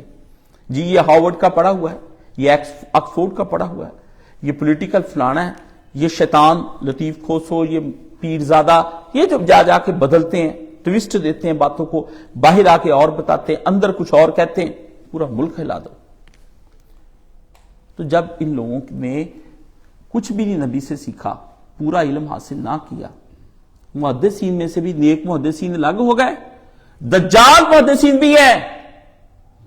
ایک یہودی تھا، اس نے پتا چلا کہ وہ تہجد پڑھتا ہے، اس کے غلاموں نے پھر بتایا کہ یہ تو تہجد پڑھتا ہوتا تھا. تو خبر لگی عباسی بادشاہ کو کہ یہ تو جھوٹی حدیثیں کرتا ہے، تو اس کو پکڑ لائے. پتا کیا تو پتا چلا کہ وہ یہودیوں کا عالم تھا، وہ یہاں مسلمانوں کے اندر آیا، وہ حدیثیں بنا بنا کے نا، مجھے فلاں نے سنائی، مجھے فلاں نے سنائی، نبی پاک تک بات لے جاتا اور جھوٹی حدیث سناتا. بادشاہ نے اسے پکڑ لیا، اسے جرم کا اقرار کر دیا. تو اس نے آگے سے کہا مجھے تو تم مار دو گے، قتل کر دو گے، وہ 4000 حدیثوں کا کیا کرو گے جو میں نے ملاوٹ کر دی ہے، اس کا کیا کرو گے؟ پتہ ہے جب بندہ گھیرے میں آ جاتا ہے نا، تو برا بندہ، تو پھر وہ پتہ کیسی شیطانی باتیں کرتا ہے، آپ کو ہنستا ہے کہ میں مشن میں کامیاب ہو گیا. اچھا پھر تمہاری امی کا کیا بنے گا جس کے ساتھ میں بم بنا کے چھوڑ آیا ہوں، اب تو جب مجھے مارو گے میں بٹن دبا دوں گا وہ مر جائے گی. ایسے ہی ہوتا نا فلموں میں. تو یہ آخری وقت میں مکار، یار اور حرامی ذہن کے لوگ جو ہوتے ہیں نا، وہ مرنے سے صرف 1 سیکنڈ پہلے ہی کھلتے ہیں، 1 سیکنڈ پہلے کھلتے ہیں، بس اسی 1 سیکنڈ کے بعد ان کو پھر جہنم کے فرشتے آ کے لے جاتے ہیں. شیطانیت آخری وقت تک نہیں کھلتی، سمجھ گئے؟ یہاں پہ ابھی میں تھوڑی دیر پہلے بیٹھا تھا، آواز ہے کلمہ شہادت اشہد ان لا الہ الا اللہ وحدہ. میں عبد المنان بیٹھا تھا، میں نے کہا کسی میری آواز بھی آ جائے، پر عبد المنان ایک حیرت ہے، کہتا کیا؟ میں کہا بھی پڑھنے والے جو میت تھی پڑھنا اس کو چاہیے تھا مرتے وقت کلمہ شہادت، یہ پیچھے سے ایسے ہی پڑھے جا رہے ہیں، ان پہ تو واجب ہی نہیں. جس نے پڑھنا تھا اس کو تو رکھا ہوا کندھوں پہ، جنہوں نے نہیں پڑھنا چاہیے تھا وہ پڑھنے ہیں نیچے. ایک جگہ تھا پڑھے بھی تیری تو نہیں پڑھے، اسی پڑھ پڑھ کے لے کے جا رہے ہیں. کلمہ شہادت اس کو وہ پڑھتا نا جو اوپر آخری وقت من آخر الکلام اس کا آخری ہوتا، وہ جنت میں جاتا، یہ نیچے والے جانا تھا. میں کہا دیکھ لکھا، میں کہا یا اللہ کاشف علی کو کم سے کم جو ہے، مجھے تو اللہ سے میں نے دعا کی ہے، روزانہ تہجد میں دعا کرتا ہوں، چاہے میرا بھائی بھی اس میں سے نکل جائے، مجھے تو مسنون موت آئے، مسنون ہی میرا کفن دفن ہو، مسنون ہی میری مجھے دفن کیا جائے، مسنون جنازہ، اور مسنون ہی دعا پڑھی جائے، اور مسنون میری قبر بنے، بس یہ اللہ میری خواہش ہے. کوئی بدتی، کوئی مشرک میرے جنازے میں نہ آئے. 3 آدمی مل کے پڑھ لینا نہ، چلو 3 ہوا، 1 پڑھ لے، 4 مزدور لا کے تو اس میں رکھ کے مجھے دفنا دے سنت کے مطابق. رش نہیں چاہیے. مواحدین جب دعائیں مانگتے ہیں نا اللہ کی بارگاہ میں ایسے کر کے کہ بخش کاشف کو، اللہ اللہ حدیث شریف میں آتا ہے جس کے جنازے میں 40 موحدین کٹھے ہو گئے نا، اللہ پر پھر واجب ہو جاتا ہے اس کی بخشش کر دینا. تو موحد دعا مانگ رہا ہے، موحد نے کیا اس طرح آ کے کرنی، اللہ اکبر کاش صاحب مر گئے، اللہ مغفر لے یہ نو میدو شاہد غابین السلام علیکم، اس طرح ہونی. اللہ کے بندے اس سے تو ایک دفعہ کہنا اللہ مغفر لہ، تیری بارگاہ میں یہ پہنچ گیا، اب دیکھ تو اپنی رحمت کا جلوہ اور تماشا دکھا اس کو. بس اتنا ہی آپ میرا کہہ دیں، سارے رو کر کہہ دیں، ایک بار کہہ دیں، بس جنازہ لمبا نہ پڑے، 1 سیکنڈ کا پڑھ دیں. پر صدقے دل سے آنسو کا نام ہی آئے نا، شکل بنا لینا میرے جنازے پہ کہ استاد جی نے کہا تھا کہ اس وقت ایک دفعہ تو مجھے آپ کہہ دیں بڑی محبت سے اور خلوص قلب کا یہ قرض ہوگا اتنی دیر دین سکھانے کا تم لوگوں پر. باقی کون سی بات ہے، اگر نہیں بھی کرو گے تو اللہ مجھے ویسے ہی بخش دینا ہے. سمجھ گئے نا؟ یہ بھی نہ کہو کہ استاد جی پتہ نہیں محتاج ہی ہو گئے. میں رحمت کا محتاج ہوں. میں یہ کہتا ہوں اس طرح کرو گے تو میرے مرنے کے بعد شاید تمہارے پہ بھی کوئی کر دے. بات کے اندر بات اور پھر اس کے اندر ایک اور بات. سمجھ گئے؟ یہ ہے اصل چیز. تو یہ سارے گروہ تھوڑا تھوڑا نبی سے یہ جو لیا کہ نبی نے ان کے اوپر آیتیں پڑھی تو ایک آیتیں پڑھنے والا گروہ بن گیا. نبی نے کتاب سکھائی، ایک کتاب سکھانے والا بن گیا. نبی نے تزکیہ کیا، ایک تزکیہ. ان میں پھر ایک اور گروہ اٹھا جس کے بارے میں آتا ہے یعلمہم الکتاب والحکمہ. حکمت والا گروہ نہیں تھا. حکمت والا گروہ نہیں تھا کہ حکمت کیا چیز ہے. کیلو کالا کے لیے اتنی کتابیں بھر گئیں. گرامر کی کوئی حل کر رہا ہے قرآن مجید کے، کوئی اس کے اسالیب کو حل کر رہا ہے، کوئی اس کے سٹائل کو بتا رہا ہے کہ اس کا قرآن کا سٹائل یہ، کوئی کہتا ہے یہ ہو گیا، وہ ہزاروں باتیں اس میں سے نکال، چیستہ بنا دیا، معمہ بنا دیا، پزل بنا دیا، نہ حل ہونے والا ایک قرآن مجید بن گیا. بس پہ ڈالر. اب لوگ پوچھتے ہیں کس کی تفسیر لوں. پھر یہاں تک تو چلو رہ گئی، کوئی بات نہیں، ہم کر دیتے. اب لوگ یہ پوچھتے ہیں کہ کس کا ترجمہ لوں. مولویوں نے وہ سر پھٹور لگائی، خاص کر بریلویوں نے، جو جی شیخ الہند کا تو ترجمہ کسی کام کا نہیں. مولوی حیدر رضا خان نے جو ترجمہ کیا ہے وہ شیخ الہند کے ترجمہ جو ہے وہ گستاخی پر مبنی ہے.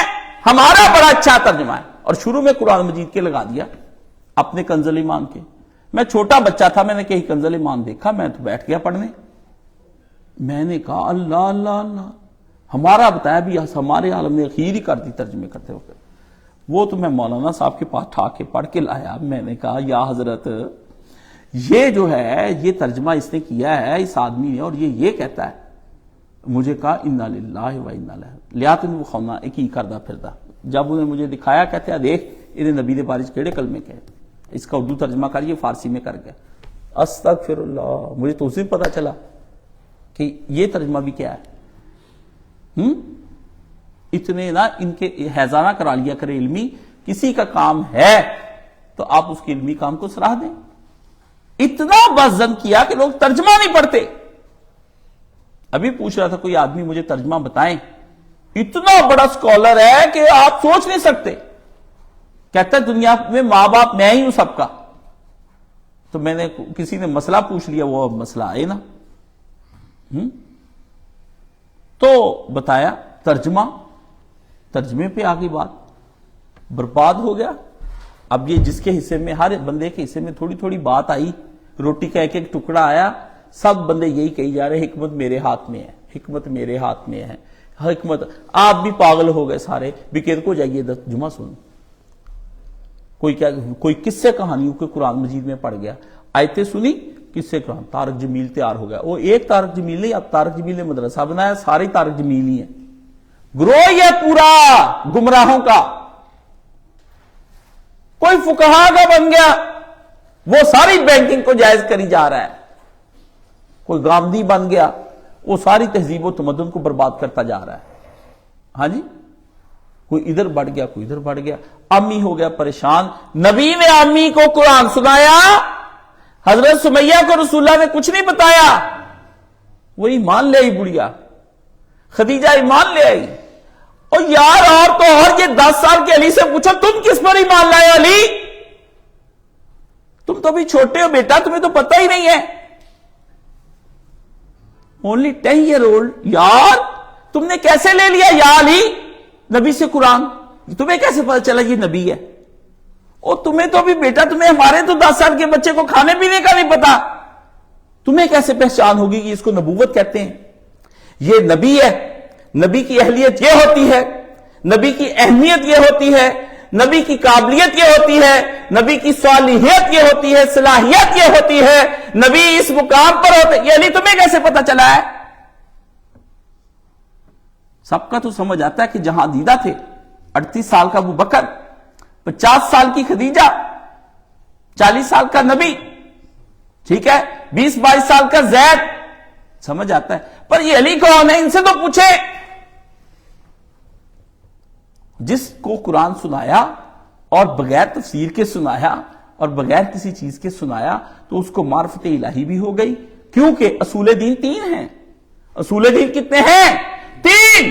एक तौहीद, एक रिसालत और एक आखिरत।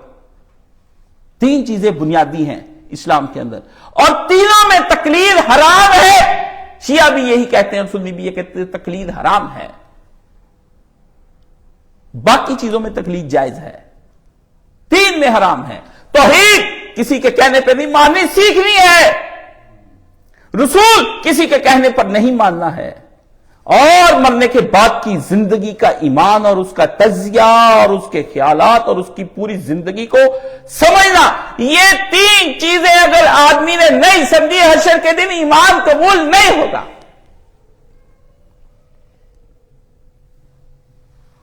नहीं होगा उसका किसी सूरत ईमान कबूल। इसमें गैर मुकल्लद सारी दुनिया के काम छोड़कर, सारी दुनिया की रोटी रोजी छोड़कर, सारी फैक्ट्रियां, मिलने और क्लिनिक और सारी चीजें बंद करके, अपनी नौकरियां छोड़कर 2-5 साल भूखे रह लो, अपनी औलाद और अपने बीवी बच्चों को तर्क कर दो, जो जमा पूंजियां उनको दे के साल भर का आटा दाल दलिया देकर जाओ किसी आलम दीन के पास और बैठ जाओ तो मर जाएंगे। जब तक ये 3 चीजें समझ जाएंगे हम यहां से नहीं जाएंगे।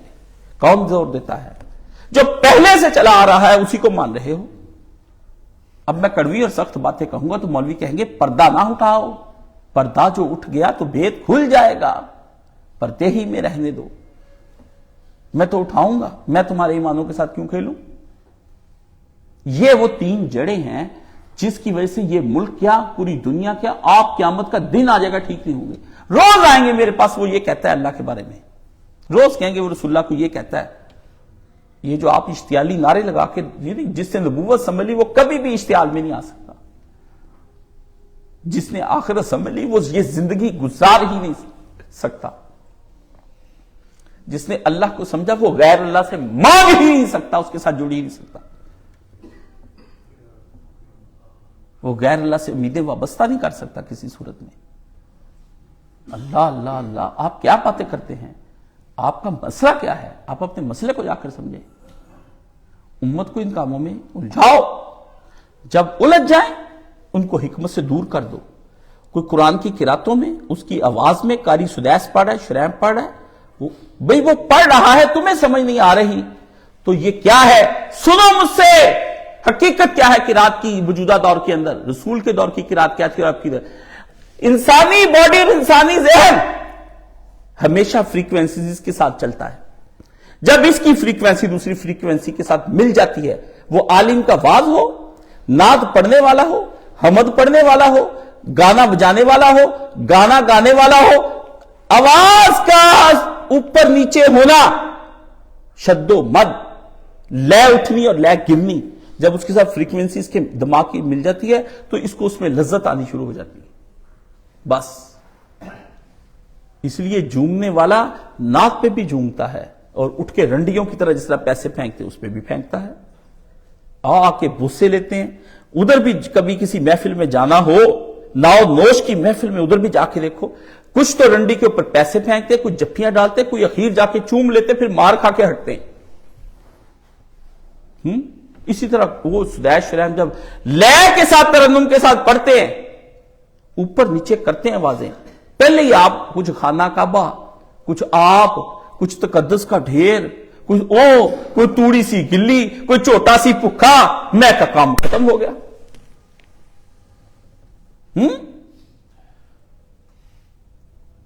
समझ आ गई?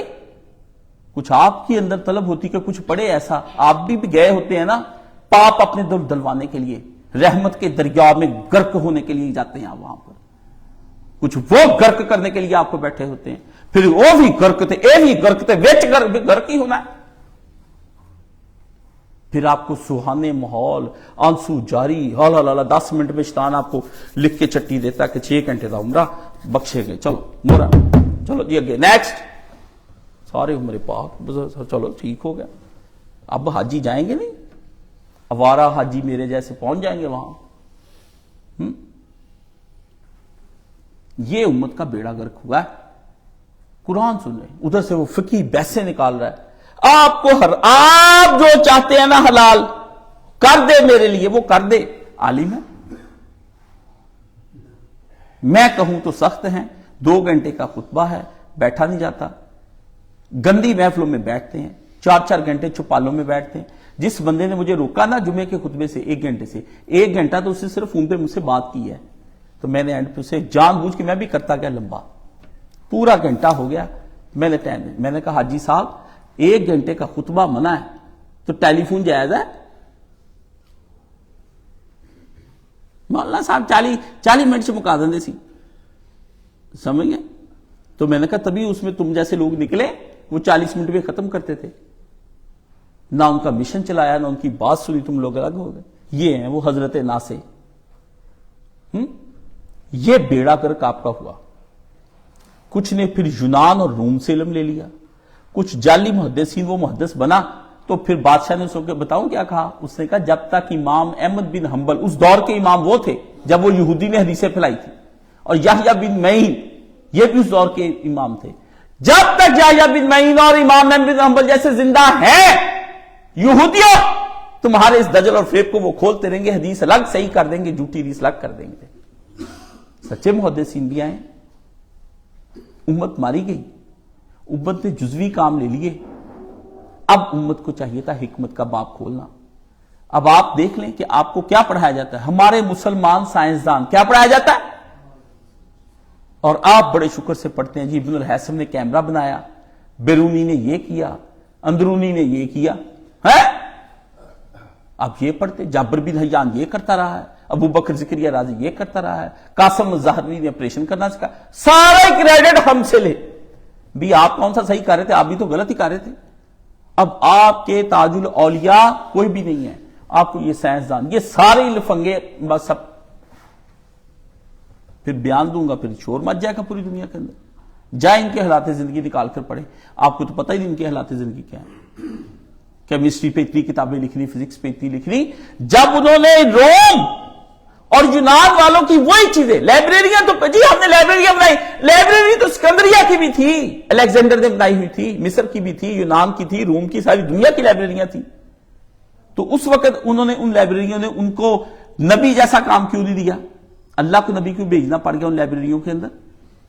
تہذیبیں تھی جی, یونانی, رومی, چینی, 5 تہذیبیں دنیا پہ راج کر رہی تھی رسول اللہ صلی اللہ علیہ وسلم کے دور میں. اللہ نے ادھر نبی نہیں بھیجا, یہ عرب میں بھیج دیا, ادھر چلنی نہیں تھی نا. یہی بات ہے, انا للہ و انا الیہ راجعون.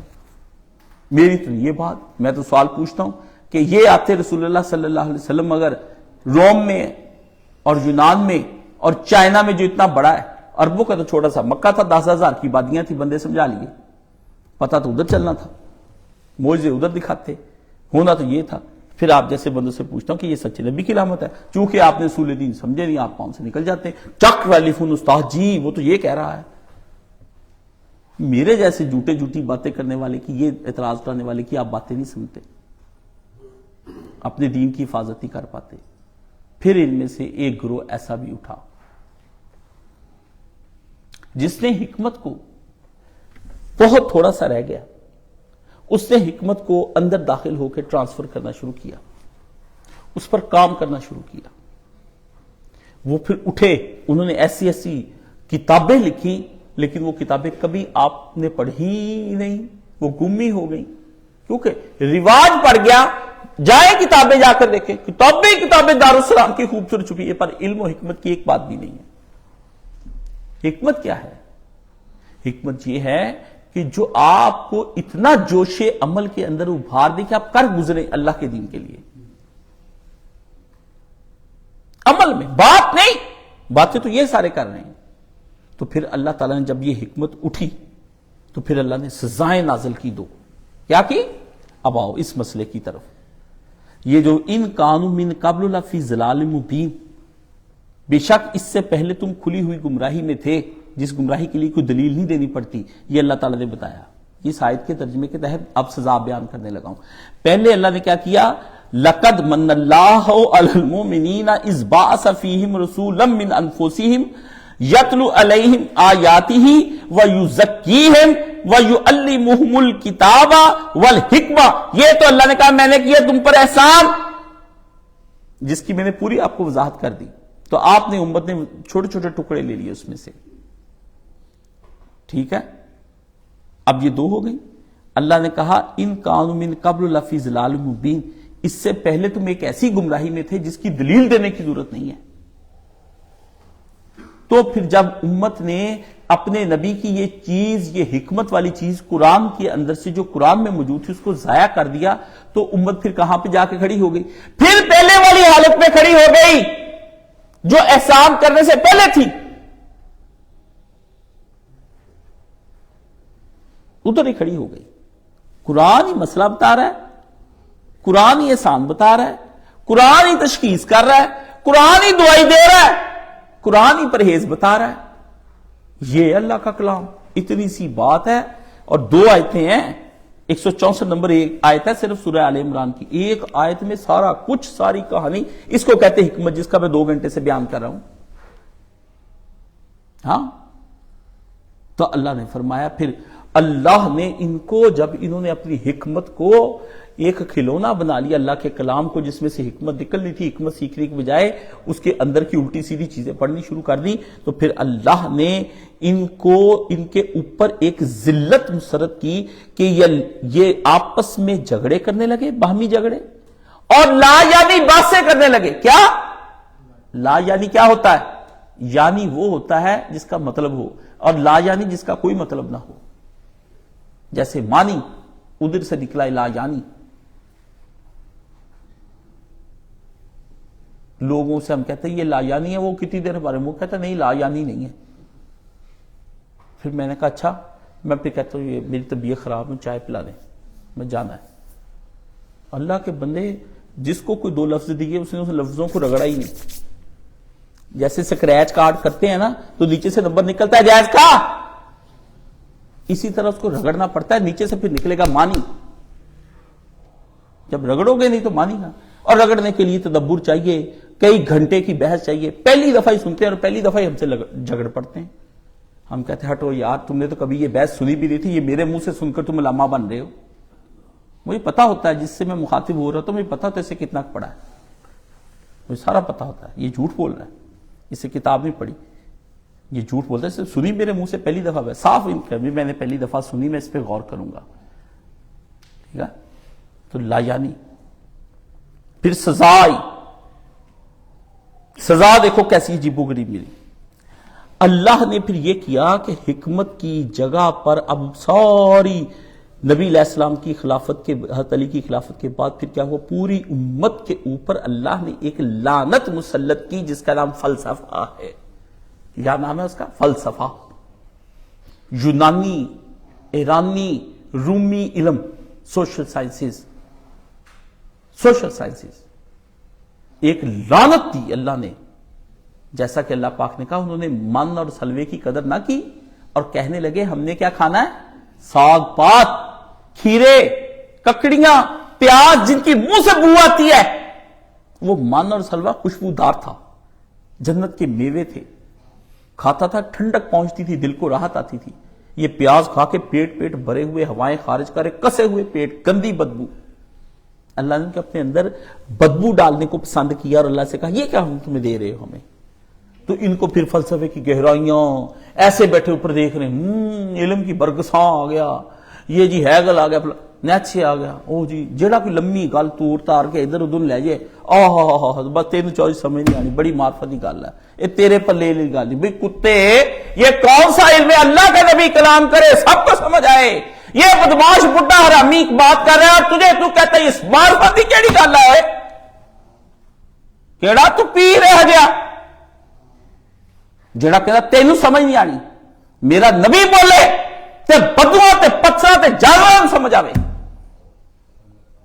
تے ڈاکواں تے زانیاں نوں گل سمجھ آوے، تے چوراں تے بدماشاں تے گنڈیاں نوں سمجھ آوے. اے پیر بولدا تے کہندا کہ اے معرفت دیاں گلاں تینوں سمجھ نہیں آنیاں. یہ خطیب بولتا تو کہنا تجھے سمجھ نہیں آنی. پیر بولے تو کہ سمجھ نہیں آتی، خطیب بولے تو سمجھ نہیں آتی، استاد جی کہہ رہے ہیں سمجھ نہیں آتی.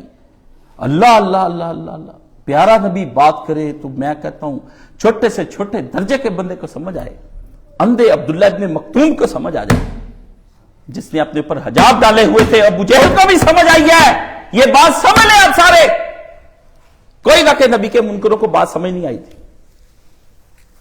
ابو لہب کو بھی آئی ہے، ولید اور عقبہ اور شیبہ کو بھی آئی ہے، امیہ کو بھی ہے، سب کو بات سمجھ آ رہی تھی رسول اللہ کہہ کیا رہے ہیں، یہ نبی پکار کس چیز کے لیے رہا ہے، یہ ہمیں بتا کیا رہا ہے، اس کی دلیلیں کس قدر واضح ہیں، سب کو سمجھ آ رہی تھی، پر دل اندر سے دہل رہے تھے کہ اپنے اپنے ذاتی، سیاسی، دینی، خاندانی تعصبات چھوڑنے پڑیں گے، نبی کے پیچھے لگنا پڑے گا، ہم وقت کے امام ٹھہرے، یہ نبی ہمیں مقتدی بنانے لگا، آپ امام بننے لگے، میں تمنی نہیں، پیو نہیں کہتا ساری زندگی، تو یہ کوئی اچھی بات ہے؟ یہ ہوا آپ کے ساتھ، سب کو سمجھ آئی، جتنی بلال کو آئی اتنی ابو جہل کو سمجھ آئی، الحذر از دین مصطفیٰ الحذر، ابو جہل کی فریاد علامہ اقبال نے لکھی ایک جگہ پہ، کہتا مصطفیٰ کے دین سے اللہ کی پناہ، یہ جو بتاتا ہے وہ تو بہت کچھ کرنا پڑ جاتا ہے، وہ تو بہت کچھ کرنا پڑ جاتا ہے، وہ تو سارا کچھ ہی چھوڑ دینا پڑتا ہے، وہ تو بڑا کام خراب ہو جاتا ہے، وہ تو بیویاں بچے، وہ پھر انہوں نے مانی، مان مون کے ہجرتوں پہ چلے گئے، چھوڑ چھاڑ گئے، کوئی بہانہ نبی کے سامنے نہیں بنایا، چھوڑ چھاڑ کے چلے گئے، ان کا ٹھیک ہے، اگر ماننے کی یہی قیمت ہے کہ علاقہ کا چھوڑ دیا جائے تو ماننے کی قیمت دیں گے نا، یہی قیمت ہے کہ بیوی بچے چھوڑنے پڑے، مال و دولت چھوڑنا پڑے، عہدے چھوڑنے پڑے، اور کھولتا ہوا ایک تیل ہے جس میں چھلانگ لگائے تو لگائیں گے نا، جب کہہ دیا سو کہہ دیا، اللہ نے کہا، انہوں نے کہا اللہ زینہ آمنوا ثم استقاموا، انہوں نے کہا لے نبی ہم ایمان لے آئے، اب تو ہمیں مستقیم پائے گا، یہ بات ہم نے تیرے سامنے کر دی، اور پھر پایا، دنیا نے دیکھا وہ یار نبی کے ساتھ ہی پڑے ہیں، جاؤ جا کر دیکھو جنہوں نے اپنے یار کے ساتھ یاروں نے وفا کر کے دیکھی، وہ مسجد نبوی میں ادھر نبی سو رہا ہے، سامنے اس کے پردے میں جنت البقیع میں یار سارے سو رہے ہیں، نبی نے ان کو دور نہیں کیا، وہ نبی سے نہ اس وقت دور ہوئے نہ اس وقت دور تھے، پتہ نہیں بقیع میں کیا کرنے جاتے ہیں، وہ تو یاروں کی، وفاداروں کی، جان نثاروں کی ایک فوج پڑی ہوئی آرام کر رہی ہے، یہ ان کا یار پڑا نبی محبوب، یہ وہ پڑے ہوئے ہیں، جو کہا تھا وہ حق نبی نے ادا کر دیا، جو انہوں نے کیا انہوں نے کر دیا، دونوں نے ایک دوسرے کی بات کو مانا اور سہارا دے دیا، اللہ نے پھر سزا دی پوری امت کو، chemistry, physics, bio science, science اور اسلام، سائنس اور یہ سائنس اینڈ ٹیکنالوجی میں ترقی کرو، سائنس یہ کرتی، بس سائنس وحی کے متبادل ہو گئی، اور سائنس میں وحی کو ڈھونڈنے لگے، وحی میں سائنس نہیں ڈھونڈی، کوئی سیاستدان، سائنسدان، پھر پڑھ کے کتنے سائنسدان مسلمان ہو گئے، سب سے زیادہ امریکہ کو سائنس آتی ہے، کتنے لوگ پھر ایمان کیوں نہیں لے کے آئے، ملکہ برطانیہ سے زیادہ کس نے پڑھی ہوگی، چارلس سے کس سے پڑھی ہوگی، یہ بادشاہوں نے، پیوٹر نے کتنی پڑھی ہوگی، یہ چائنا والے اتنے ذہین ہیں، یہ آپ کے نبی کو کیوں نہیں مانتے، جن کی معیشت سے آپ اس قدر مرعوب ہیں، سمجھ گئے؟ پھر اللہ نے آپ پر یہ لعنت مسلط کی، یہ مسکنت و ذلت قرآن مجید میں آتا ہے کہ ہم نے یہودیوں کے اوپر مسکنت اور ذلت نازل کی، دنیا کے اندر مار کھاتے پھریں گے،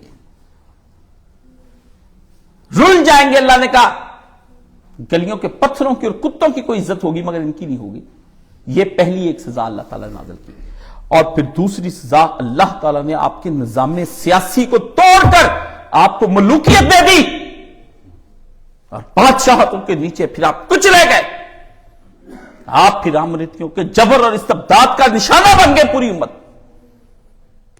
اس کو توڑنے کے لیے حسین ابن علی اٹھا، اس ملوکیت کو، اس کو پتا تھا کہ حکمت ہاتھ سے جا رہی ہے، سارے صحابہ کرام اس وقت کس پر تھے، کتاب پر کھڑے تھے، عبداللہ بن عمر بھی کھڑا تھا، عبداللہ بن زبیر بھی کھڑے تھے، یہ کتابیں پڑھتے تھے، حکمت پر پھر اس وقت ایک آدمی اور اس کے 72 ساتھی کھڑے تھے، حکمت، پھر جانے دو، اس راستے کو روکو، اور آج تک صرف ایک پاکستان یا بنگلہ دیش کے علاوہ ڈیموکریٹک باقی ساری دنیا کے اندر جا کے دیکھ لو کہ ہاں تمہیں ذلت نصیب نہیں، تو ادھر سے تم اوپر تمہارے حکمت کو چھوڑا تو فلسفے اور دنیا کے سائنسی علوموں نے قبضہ کر لیا تمہارے، اور تم نے اس کے لیے دلیلیں گھڑی، قرآن گھڑے، حدیثیں گھڑی، ان کا غلط استعمال کر کر کے تم لوگوں نے دکھایا، اس کا صحیح فہم نہ لیا، اور ادھر سے پھر تم پہ ملوکیت اور آمریت تم پر آ گئی۔ یہ تمہارے ملک کے سیاسی میں جو نظم اس کا درم برم ہے، یہ کیا ہے؟ اور کیا دو چیزیں تم سے چھین لی امت سے؟ امت سے پھر دو چیزیں چھین لی، ایک حکمت اور دوسری خلافت۔ فلسفہ حکمت کی جگہ پر آ گیا، ملوکیت خلافت کی جگہ پر آ گئی، چھین لیا اللہ تعالیٰ نے۔ اور 14 صدیوں تک سے اب تک امت بھٹک رہی ہے، اور یہی طرف بھٹکتی رہے گی۔ یہ کاشف علی کا دعویٰ ہے، میرے دعوے کو کوئی بندہ جھٹلا کر دکھائے، بھٹکتی رہے گی۔ 2014 میں کہا تھا عمران خان کے ساتھ نہ جاؤ، 16 والا بھی کلپ بندے نے شیئر کر دیا، 22 24 جو میں کہتا ہوں وہ ہوتا، 10 سال پہلے جو کہا تھا وہی کچھ ہو رہا ہے، ہمیں پتا ہے۔ ہم قرآن کی حکمت سے بندہ تلاش کرتے ہیں کیا ہے، ہمیں کوئی ورگلا نہیں سکتا کہ یہ نہ کہے کہ میں یہ فلاں آدمی ہوں جو تمہارے نجات دہندہ بن کر آیا ہوں۔ اب کیا ہوگا؟ اب ایک ہی صورت ممکن ہے کہ اگر تم خلافت چاہتے ہو تو پہلے کس کو لے کر آؤ؟ حکمت کو لے کر آؤ، حکمت کو لے کر آؤ۔ وہ جو دارالسلام میں بنانے جا رہا ہوں، وہ جو دارالہجرہ جس میں 3 ہوں گے یا 5 اور چھٹا ان کا کتا، میں جانتا ہوں سب کو کہ کون میرے ساتھ، منافقوں کی جماعت پہ میری آنکھ ہے۔ رسول اللہ کو منافقوں نے مارا ہے، مومنوں نے نہیں، سمجھ گئے؟ جب تک اس حکمت کی میں بنیادیں نہیں رکھ لیتا، میں اپنے کام سے میرے پورا ہو یا نہ ہو، میں دیکھوں یا نہ دیکھوں، پر میں اس کے لیے جان لڑا دوں گا۔ یہ نہیں آنی خلافت، آپ جو مرضی کر لیں، حکمت ہاتھ سے گئی اور آپ برباد ہو گئے۔ آپ دوسرے علوم کے اندر جا کر کے اپنی نجات تلاش کر رہے ہیں، وہ نہیں آنی۔ آپ زہر کے پیالے سے زندگی تلاش کر رہے ہیں،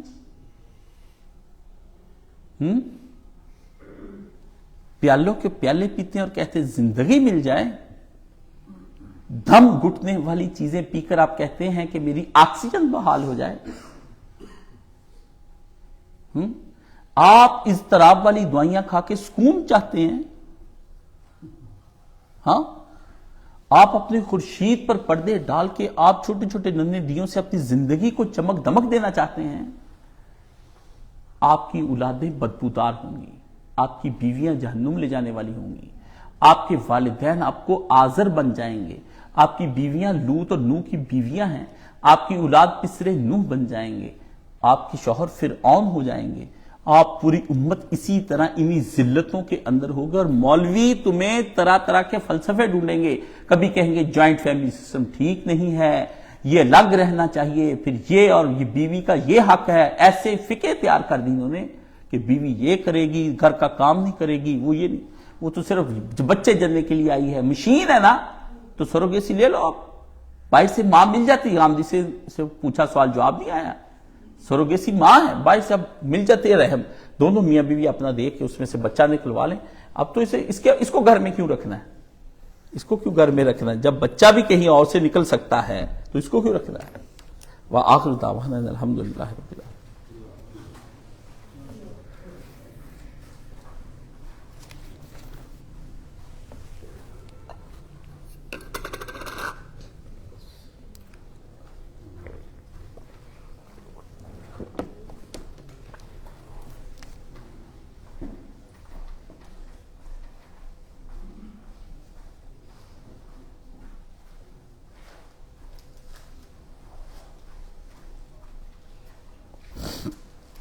الحمدللہ والصلاة والسلام علی رسولہ الکریم وعلی آلہ وصحبہ اجمعین، اما بعد فاعوذ باللہ من الشیطان الرجیم، بسم اللہ الرحمن الرحیم۔ یہ میرے پاس نا بخاری شریف کا ایک نسخہ آیا ہے، صحیح بخاری،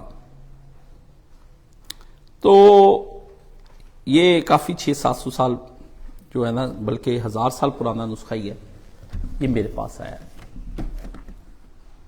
ہے۔ چلو، اب یہ مزے کی بات یہ ہے کہ یہ نسخہ جو ہے یہ اس عالم کے اپنے ہاتھ کا لکھا ہوا ہے، تو اس کی تصویریں لے کے انہوں نے چھاپ لیا اس کو، ہے 1000 سال پرانا نسخہ ہے۔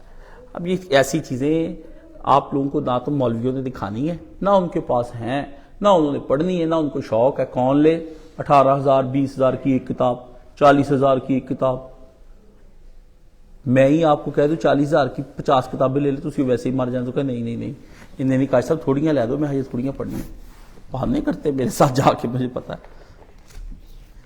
تو دکھانا یہ تھا کہ اس کا صفحہ نمبر ہے 49، جو نیچے لکھا ہوا صفحہ ہے، اس کے اندر نیچے سے آپ سطریں گنے 1 2 3 اور 4۔ اس کے اندر ہے نبی علیہ الصلوۃ والسلام نے جب حضرت عمار کو دیکھا کہ سارے ایک ایک اینٹ لاتے ہیں اور عمار لاتا ہے 2 2، تو نبی علیہ الصلوۃ والسلام نے ان کے مٹی جھاڑی اور کہا عمار وہ ہوں کہ تجھے ایک باغی گروہ قتل کرے گا، تو اسے جنت کی طرف بلا رہا ہوگا اور وہ تجھے جہنم کی طرف بلا رہے ہوں گے۔ تو حضرت عمار نے آگے سے کہا اعوذ باللہ من الفتن، یا اللہ مجھے فتنوں سے بچا لینا۔ بات یہ بتانی، وہ حافظ زبیر کہتا تھا اس بخاری چ نہیں، پرانی چ ہے نہیں ہوندا سیگا، یہ ہون واڑے انہاں نے ٹکڑا کولو۔ میں کہا میں وہی بخاری کر لیا ہونی۔ تو میں نے یہ صرف آپ کو بتایا ہے کہ یہ اس کی، یہ ادھر اس کے اندر لکھا ہوا ہے، ٹھیک ہے۔ عبد المنان سے میں کہوں گا باہر کی اور اس کی تصویر لے کے بھی نیٹ پہ نا میرے خطبے کے ساتھ شیئر کر دیں، سمجھ آ گئی؟ یہ میں نے دکھانا تھا۔ چلو بڑی دیر سے میرے پاس پڑا ہوا تھا، مہینے سے میں کہتا آج دکھاتا ہوں کل دکھاتا ہوں، بھول جاتا، پھر میں نے کہا دکھا دے کاشی، وہی نہ ہو تو فوت ہو جائے۔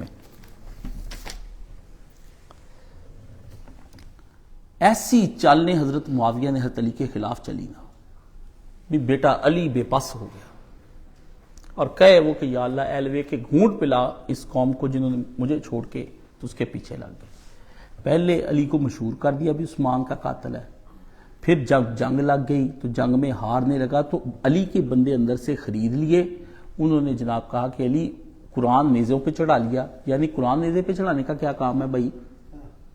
یہ تو روایت ہی پہلی دفعہ انہوں نے ہم نے دیکھی کہ یہ کیوں کیا کام نیزے پہ، کہ قرآن فیصلہ کرے گا۔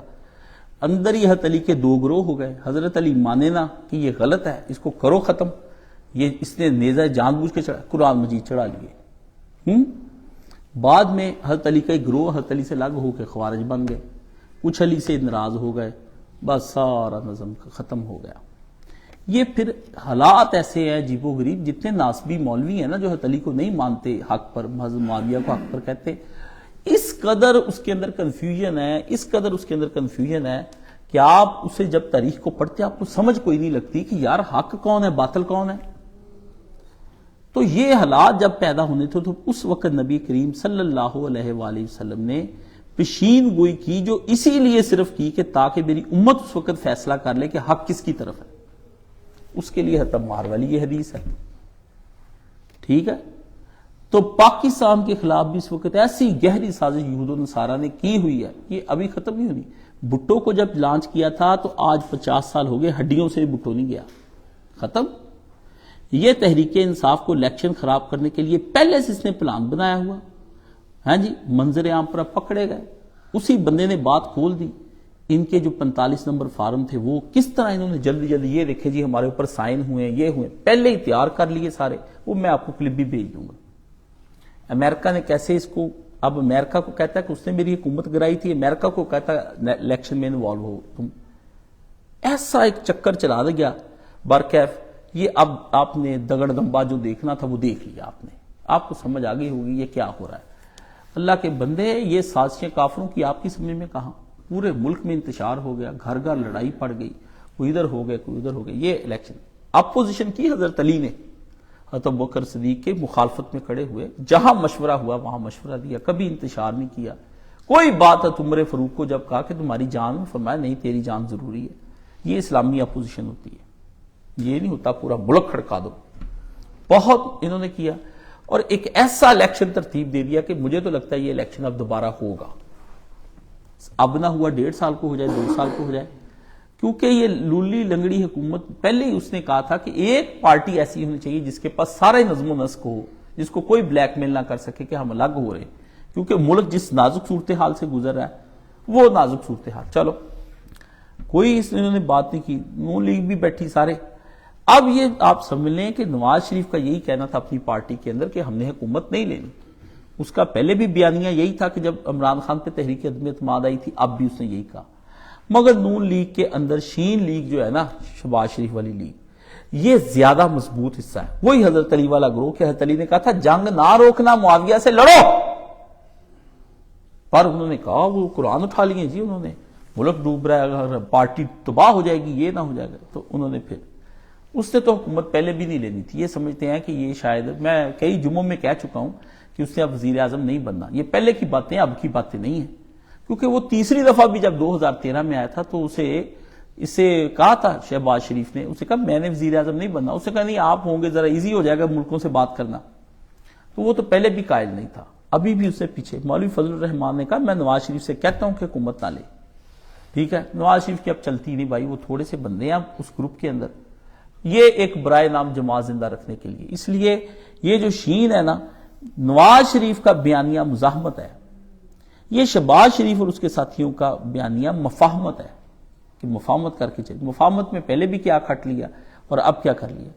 اب کفار نے جو ابھی تک دیکھ لے کہ نتائج آ رہے ہیں، اور 45 فارم جو ہے اس کا کپڑا ہی کپڑا پہلے ہی تیار کر لیے 45 فارم، اور پھر اس بندے نے کہا ان کی ویڈیو روکے تو صحیح، روکی ویڈیو تو اس کے اندر سے دیکھا کہ سائن ہی نہیں ہوئے، پر ایسے دکھائی جا رہا، دیکھو 45 فارم اسی لے لیا ساڑھا نام میں۔ یہ مجھے جب عمران خان نے کہا نا کہ 8 فروری کو دنیا کو لگ پتا جائے گا کیا ہو رہا ہے، آپ کو پتا میری نظر زیادہ دوسرے کے بیان پہ ہوتی ہے، یہ کیا آپ سازش کریں گے، تو انہوں نے پھر سازش ایک گھڑی، اربوں روپے کی انویسٹمنٹ کی ادھر سے کافروں نے، اور وہ امریکی ادارے نے کھول دیا، اب سارا بیانات آ گئے، اور ادھر منافقین مثل ملک ریاض کے اور 2 نمبر صافی حامد میر، یہ وہ سارے جعلی رزلٹ ساری رات اناؤنس کرتے رہے، جب ابھی آیا نہیں آپ کا کیا کام ہے؟ آپ چپ رہے، جب وہ گورنمنٹ کے پاس جائے گا سارا کچھ۔ اسی لیے آج ابھی تک رزلٹ جو لیٹ ہیں وہ اس لیے نہیں کہ دھاندلی ہو رہی ہے، وہ کہتے ہیں وہ آنے تو دے، تحقیق تو کر کے دیکھے کیا ہو رہا ہے، ٹھیک ہے۔ اب انہوں نے اگر کوئی ترتیب دیا یا جس طرح بھی ترتیب اسٹیبلشمنٹ نے دیا، پھر آپ کو یہی کچھ ہی کرنا پڑے گا۔ کیا 2 باتیں اس میں ہوں، ایک تو میں نے کہہ دیا الیکشن دوبارہ ہوں گے اگر آئندہ دیکھ جلدی ہو جانے، دوسرا میں آپ کو کہتا ہوں کہ جو بھی سنبھالے گا سوائے بدنامی کے کچھ نہیں لے گا۔ تحریک انصاف کو بھی پتا ہے کہ یہ بدنامی ہے، ملک ٹھیک نہیں ہونا، زرداری کو بھی پتا ہے، اس لیے وہ نون لیگ کو آگے لگا رہے ہیں۔ اس میں پھر بھی جو نون لیگ نے بہت منہ کالا کرایا اپنا اور کروانا ہے دوبارہ، لیکن یہ ان کا حوصلہ ہے کہ ان لوگوں نے پھر بھی کہا کہ ہم اپنے وطن کے لیے، نون لیگ کو اب مرنا ہوگا، بعض جینا نہیں پڑتا، بعض اوقات اپنے مشن کے لیے مرنا بھی پڑتا، یہ ختم ہو جانی ہے، کیونکہ عوام میں مقبولیت جو ہے وہ حالات کے بدلنے سے ہوگی، حالات اب یہ بدلنے نہیں، 10 20 25 سال نہیں بدلنے۔ میں نے آپ کو یہ وہی ریاست مدینہ بننی نہیں ہے، یہ قائد اعظم بنا کر گیا ہے، یہ بن چکی ہوئی ہے، جیسے مدینے میں منافقین بھی تھے، ہے مسلمان تھے پر منافقین، کفار بھی تھے، یہ پہلے کی بنی ہوئی ہے، یہ وہی کفار اور منافقین کا گٹھ جوڑ ہے اس ملک کے اندر، کہ جو اس ملک کے اندر اسلام نہیں لانا چاہتے۔ ایک بات تو نواز شریف نے پھر اب مرنا قبول کر لیا، سیاسی طور پر نواز شریف کی موت ہو گئی، وہ شہید ہو گیا، سمجھ گئے؟ اس لیے فیصلہ اس نے اچھا ہی کیا کہ میرا کیا ہے 10 سال جیوں گا 5 سال، لیکن کاشف جو کہتا ہے نا کہ صلاحیت ہے ان میں، صلاحیت کی بات کوئی بندہ نہ کرے، یہ تو قرآن مجید میں صاف کہتا ہے کہ کوئی خود کو پاک صاف نہ کرے، یہ قرآن کی آیتیں چھوڑ دیں کسی جماعت کی، میں تو سراج الحق کی چھوڑے، میں حافظ سعید کی نہیں دیتا قسم، میں تو اپنے نہیں دیتا، آپ چھوڑیں صالحیت کیا چیز ہے، وہ اس کی تو ہوا بھی نہیں لگی اس ملک کو۔ تو وہ میاں نے کہا کہ میں تو بننا نہیں، تو بھی آگے ہو کہ میرا بھائی کر لے کہ ملک کو اگر تم لوگ سنبھال سکتے، یہ بن جانا ہے۔ پر اگلی میری بات، لولی لنگڑی کٹی اور پھٹی، وہ بلیک میل زرداری نے کرنا ہے ان کو، وہ بلیک میل کرنا ہے کہ آپ سوچ نہیں سکتے، اور یہ جماعت فنا کے گھاٹ اتر جائے گی، سمجھ گئے؟ اور آدھی اتار دی انہوں نے، اور یہ نہ کہ ہار ان کی نہیں ہوئی، ہار ان لوگوں کی ہوئی ہے جنہوں نے اس ملک کے اندر ایک باصلاحیت جماعت کو آنے سے روکا۔ یہ نہ کہ پی ٹی آئی نے بہت ووٹ پڑے، 1.5 کروڑ اگر ان کو پڑا ہے تو 4.5 کروڑ ادھر بھی پڑا ہے، ان کی جنہوں نے ان کو پسند نہیں کیا، سارا ووٹ ایک طرف ہے، سمجھ گئے؟ یہ فساد والی جماعت انہوں نے جو ملک کے اندر کر دیا ہے نا، پہلے سے پلان بنایا ہوا تھا، اللہ ان کے ساتھ۔ باقی آپ پنجاب ہے جی، وہ مریم نواز کو بنا دیا جی، عورت کو بنا رہے ہیں، تیری ماں بھی گھر عورت ہی ہے، حکمران ہے جی، اس پہ گامدی کا موقف بھی سن لے جا کے، ٹھیک ہے؟ عورت کو بنا دیا جی میں نے اس لیے ووٹ نہیں دیا، میں نے فلانے کو، تو جڑا حاجی ہے نا میں جانتا ہے، سمجھ گئے؟ اپنا ذرا منجی تھلے پنجاب جی کہتے ڈانگ پھیر کے دیکھی تو کتنا بدکار ہے، تو سوشل میڈیا جو تو گند کھولتا ہے، جس نے یہ اعتراض کیا یہ اس کو کہہ۔ باقی آپ سمجھ لیں ہم نون لیگ کے لوگ چونکہ ہار گئے ہیں، آپ کو پتہ جب یہ لوگ ہار جاتے ہیں نا تو ڈپریشن میں چلے جاتے ہیں، یہ تربیت نہیں ہوئی کارکنوں کی کسی جماعت کی بھی۔ اب پی ٹی آئی والے کرتے ہیں ان کا تضحیک، ان کا مذاق، ان کا تمسخر اڑاتے ہیں، ان کو چڑھاتے ہیں، ان کا ٹیمپر ہو جاتا ہے لوز۔ تو یہ بڑے جو اہل حق بنے پھرتے ہیں نون لیگ والے، یہ سوشل میڈیا چھوڑ دیں اور سیاست بھی چھوڑ دیں۔ میں نے آپ کو پہلے بھی کہا تھا کہ یہ ڈرونی فلم ہے، اس میں کمزور دل والے افراد جو ہیں اس کو نہ دیکھیں، ہارر مووی ہے، یہ ہم نہیں دیکھنی ہے، جو کھڑے ہیں جو تماشا دیکھ رہے ہیں کہ یہ ہو کیا رہا ہے، اتنی جلدی نہیں ہم پیچھے ہٹتے۔ ایک بات آپ میرے 14، 13، 20 کے خطبے دیکھ لیں، میں نے اس وقت بھی کہا تھا کہ یہ جماعت جھوٹ بولتی، تو خود یہ مانے عمران خان سمیت کے 36 پینشنوں کی بات کی، بعد میں 32 جو چیک کرائے تھے ری چیک ہوا وہ ٹھیک نکلے، نون لیگ کی سیٹیں تھی 4 ان کی نکلی، اب بھی ایسے جھوٹ بول رہے ہیں۔ تو یہ اپنا کا باقی رہ گیا امین گنڈا پور، نفرت کی وہ سیاست یہ آدمی کرے گا جو بزدار نے کیا ہے نا، یہ کے پی کے کہتا ہے نا پٹھان ہوتے ذرا باغی کی طبیعت کے، ان کی تربیت نہیں ہوئی اس قوم کی، ادھر جیسے ہمارے جنوبی پنجاب کی تربیت نہیں ہوئی، تو یہ لوگ بس کہتے ہیں کہ برباد ہو جاؤ، جو ترقی آپ چاہتے ہیں یہ نہیں، یہ کہتے 2 وقت کا ہمیں کھانا ملے، ادھر ادھر ہو ذلیل ہو جائیں گے۔ پہلے 15 سال اس کی حکومت رہی کہ نہیں رہی عمران خان کی، اب پھر 20 سال ہو جائیں گے، آپ کا منہ کالا تحریک انصاف والا ہو، تمہارے پاس حکومت اپنے صوبے کا کچھ کر کے دکھاؤ ہمیں، سمجھے؟ وہ تو اپنے صوبوں کو کچھ نہ کچھ کرتے ہیں۔ باقی یہ پنجاب والوں کو میں صاف بات بتا دوں، کوئی علاقائی تعصب نہیں بارنا چاہتا، لیکن ایک بات یاد رکھیں، یہ پنجاب پٹھانوں کے ہاتھ میں نہ دیں، ایک بات، اور نہ یہ ایسے لوگوں کے ہاتھ میں دیں کہ کل کو پھر آپ کو پچھتانا پڑے، یہ کے پی کے سے بھی برا آپ کی شہر کا حال پنجاب کا کر دیں گے۔ وہ اگر زرداری سندھ میں ڈٹا بیٹھا تو ادھر تو کم سے کم آپ کو وفاق میں پتہ نہیں کیا ہونا کیا نہیں ہونا۔ جماعت اسلامی کا سراج الحق استعفیٰ دے دیا اس نے، چلو شکر ہے اس سے جان چھوٹ گئی، پر یہ بہت بڑی سازش ہے۔ اس آدمی نے 1 مہینے کے بعد جماعت کے اندرونی الیکشن ہو رہے ہیں، اس سے پہلے اس نے مظلوم بن گیا، اور ضرور اس کو کوئی بڑی آفر ہو گئی ہے، ٹھیک ہے پتا مجھے ہے، پر پہلے دعوے نہیں کرنے، کھل جائے گی تو ضرور آفر ہو گئی ہے۔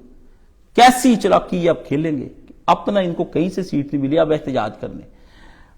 کیا کہتے ہیں کہ جماعت اسلامی کیا کہتی ہے کہ تحریک انصاف جو ہے وہ سندھ میں ہمیں ووٹ نہیں ملے اس لیے ہمارے ساتھ بے انصافی ہوئی ہے، اور ہمیں وہ جو دھاندلی ہوئی ہے، اور چونکہ کے پی کے میں مل گئے ہیں سیٹ ایک آدھ اس لیے دھاندلی نہیں ہوئی ہے۔ ایک وقت میں 2 بیگ جہاں سے جیت جاؤ وہاں کو کوئی دھاندلی نہیں، جہاں سے ہو جائے۔ یہ جماعت میں اس لیے ننگی کر رہے ہیں، مولانا مودودی کے ساتھ بڑا ظلم کیا، یہ اس کی کمائی کھا رہے ہیں اور کچھ نہیں، جیسے کوئی۔ اچھا ایک دوست کہتے تھے ایک نوجوان علم سیاست سیکھنا چاہتا ہے، ہاں میری جان علم سیاست پڑھنے سے پہلے اعلیٰ درجے کا مجتہد بن، مجتہد سارے دینی علوم کو ختم کرنے کے بعد 15-20 سال کی تپسیا کر، پھر وہ جو تو کہتا ہے نا حضرت میرا بڑا دل چاہتا ہے کہ میں ابو ہریرہ، وہ جو آپ کہتے ہیں کہ میرے دل میں ہے ابو ہریرہ والا کہ 2 پیالے نبی سے سیکھے، ایک سیاست کا ایک اس کا، یہ بیٹا تم متحمل نہیں ہو سکتا۔ یہ تو بڑے بڑے لوگ نہیں ہوئے، حضرت نبی علیہ السلام نے اپنا صاحب سر جس کو اپنا رازاں بنایا تھا نا وہ حضرت حذیفہ بن یمان تھے، ان کو حضور پاک نے بتایا، یہ سارے لوگ جو ہیں، حضرت علی کو بھی نہیں بتایا، ابو بکر کو بھی نہیں بتایا، حضرت عمر بلا بلا کے پوچھتے تھے حذیفہ میں تو نہیں ان میں سے، سمجھ گئے؟ کوئی بندہ ہوتا ہے بندہ، تو وہ بیٹا حسرتیں بڑھ دعا کیا کر کے تو کوئی نیک ہی ہو کے مر جائے، بڑی بات ہے، تو علم سیاست مجھ سے نہ پڑی، ٹھیک ہے نا۔ یہ مولانا مودودی مجتہد تھے، سیاستدان بنے، پھر بھی غلطیاں کر گئے۔ اب جو جماعت کا امیر مجتہد نہیں، اس لیے تو غلطیاں پے در پے کر رہا ہے، زیرو علم بھی نہیں، یہ جو مولانا مودودی کے بعد آئے، طفیل ہو، یہ بعد میں ہو، سراج الحق منور، جذباتی لوگ، سیاسی لوگ ان کے پیچھے لگ گئے، ساری غلطی ان کی، برباد کر دیا جماعت اپنے۔ باقی میں نے یہ ایک آدمی کا مجھ سے سوال، دوست ہی ہیں یو کے، وہ مجھے پوچھتے ہیں کاشف صاحب آپ نے یہ میرے کلپ بھیجے انہوں نے تو وہ طاہر القادری صاحب کی جماعت کے ساتھ بھی، چلو ہمارے بھائی ہیں نا سارے، تو مجھے کہتے ہیں کاشف صاحب آپ مجھے بتائیں پھر حل کیا ہے؟ آپ تو ہر دفعہ کہی جاتے کہ یہ نہیں ہونا، یہ نہیں. آپ کے پچھلے کلپ بھی میں دیکھ کے حیران ہو گیا. حیران سب نہیں ہونا ہے. میرا خطبہ یہ سن کے بھی آپ دیکھیں کہ حکمت جب تک لوٹے گی نہیں فائدہ کچھ نہیں. یہ ایک مولانا مودودی رحمۃ اللہ علیہ نے کتاب، چھوٹا سا کتابچہ بناؤ اور بگاڑ، بہت شاندار ہے. یہ مولانا صاحب نے 10 مئی 1947 کو دارالسلام نزد پٹھان کوٹ مشرقی پنجاب کے ایک ایسے جلسے سے خطاب کیا جس میں مسلمان بھی تھے، سکھ بھی تھے اور ہندو بھی تھے. اور یہ وہ زمانہ تھا جس میں سارے پنجاب میں آگ لگی ہوئی تھی اور تباہ کاریاں تھیں اور انسانی طریقہ دردناک باب بن چکا. مولانا نے ایک تقریر کی بناؤ اور بگاڑ، ایسی شاندار. مولانا اسحاق صاحب کہتے تھے یہ رٹ لو، یہ سمجھا دو. کاشف علی تقریر میں نے پوری زندگی اس پہ لگا دی ہے. ٹھیک ہے، اس لیے مولانا صاحب کے جو وہ ماننے والے جو تحریک انصاف کو ووٹ دیتے اور مجھے کہتے ہیں کاشف صاحب نواز شریف کا نام نہ لے، وہ جی بچپن سے نواز شریف کے عشق میں مبتلا ہے. تو میرے بچپن سے نہ رہ کے آیا ہوں جدہ کہانیاں دیکھو میرے خلاف تبصرے کیسے کرتے ہیں. میں کہنا تو نفرت سے مبتلا ہے. لو یہی گل کہنی ہے، ایک دعویٰ تیرا تے ایک میرا، ہوں دلیل تو تیرے کو بھی ہے نہیں. ہاں جی، مجھے مولانا نے کراس کویسچن کے ذریعے جو سیاست سمجھائی میں تو اسی پر ہوں. ٹھیک ہے، بلکہ وہ میں نے کلپ بھی شیئر کیا. مجھے ایک بندہ کہتا 2008 میں پتہ نہیں کیسے انہوں نے کہہ دیا تھا شیر کو ووٹ دو، تو 2013 میں ان کی رائے اور تھی. میں نے پھر وہ 13 والا جو میرے ساتھ بیٹھے اس میں انہوں نے کہا لوگ نواز شریف کے پیچھے پڑے رہتے ہیں، اپنا تو مولوی دیکھتے نہیں، ہم کیا کرتے. اصلاح کیسے ہو؟ آخر کے 4 صفحے، صفحہ 30 سے لے کے 31 32 چھوٹے چھوٹے ہیں، 38. یہ 2 صفحے اگر بڑے ہونا تو 3 صفحے بنتے. کوئی بندہ کاش ان کو سمجھ کے پڑھ لے، گروپ میں اس کی تصویریں لے کے بھیج دے، پی ڈی ایف میں بھی چھوٹا سا، میرا خیال 10 منٹ اور 15 منٹ میں بھی کوئی بیٹھ کے اس رسالے کو، لیکن انڈر لائن کرے، اس کے نوٹس بنائے اور پھر مجھے آ کر بتائے. اس میں مولانا نے کہا کہ اس مرحلے پر آپ کے دل میں یہ سوال خود بخود پیدا ہوگا کہ اصلاح کی صورت کیا ہے، تو اس کا جواب دینے کے لیے میں حاضر ہوں. وہ دماغ تھا اللہ کے بندے، جس نے علامہ اقبال کو اپنی علمیت کا قائل کر لیا، وہ دماغ تھا کوئی. ٹھیک ہے، اس پہ پھر مولانا صاحب نے لکھا امید کی کرن. پھر لکھا کہ پہلا قدم کیا ہوگا، دوسرا کیا ہوگا. 4 قدم مولانا نے بتائے. اب نہیں وہ میں نے بتانے، وہ اس لیے بتانے گھر جا کے آپ پڑھیں، اس کی فوٹو کاپی لے کے دیں. یہ ایک مولانا مودودی جب الیکشن ہار گئے نا بہت بری طرح، مولانا کو پھر اندازہ ہو گیا. یہاں پہ ہمارے ایک نقوی صاحب آتے تھے، وہ مولانا مودودی کے ساتھ رہے ہیں. تو انہوں نے مجھے کہا کاشف صاحب جب ہم آئے نا تو وہ جو 2 تہذیبوں کا تصادم والا جو رائٹر تھا وہ پاکستان آیا تھا. مولانا اس کی گفتگو سننے کے بعد آئے تو مولانا نے کہا سن 70 سے پہلے اگر انقلاب جماعت اسلامی لے آئی، اس وقت کی بات ہے، یہ میرے خیال 60-61 کی، تو پاکستان میں خلافت آ جائے گی ورنہ نہیں آنی. اور وہی بات مولانا، کیونکہ اس نے جو بات کی تھی نا کہ 2 تہذیبوں کا اب ٹکراؤ ہو رہا ہے اور وہ مشرق اور مغرب سے اٹھیں گی اور یہ تباہی ہو جائے گی. بڑا لیکچر دیا تھا انگریز نے، وہ پڑھنے والی تہذیبوں کا تصادم، بہت شاندار کتاب ہے پڑھنے والی. یہ پھر مولانا نے تحریک اسلامی کا آئندہ لائحہ عمل، اس کے اوپر پھر مولانا نے 182 سے بہت لمبی چوڑی کی بات صرف چھوٹی سنانی، 4 سطریں. پھر اصلاح معاشرہ سے آپ کی اگر مراد اسلامی نظام زندگی قائم کرنے کے لیے تیار کرنا ہے معاشرے کو، تو اس کے لیے آپ لفظ سننا ہے، یہی ایک فکرہ جان ہوگا اور اس کے بعد ساری کہانی ختم. میں نے کچھ بھی نہیں کہنا. اگر معاشرہ اسلامی قائم کرنا تو آپ کو اس کے لیے ووٹر کی اخلاقی قدریں بدلنا ہوں گی. بس ختم.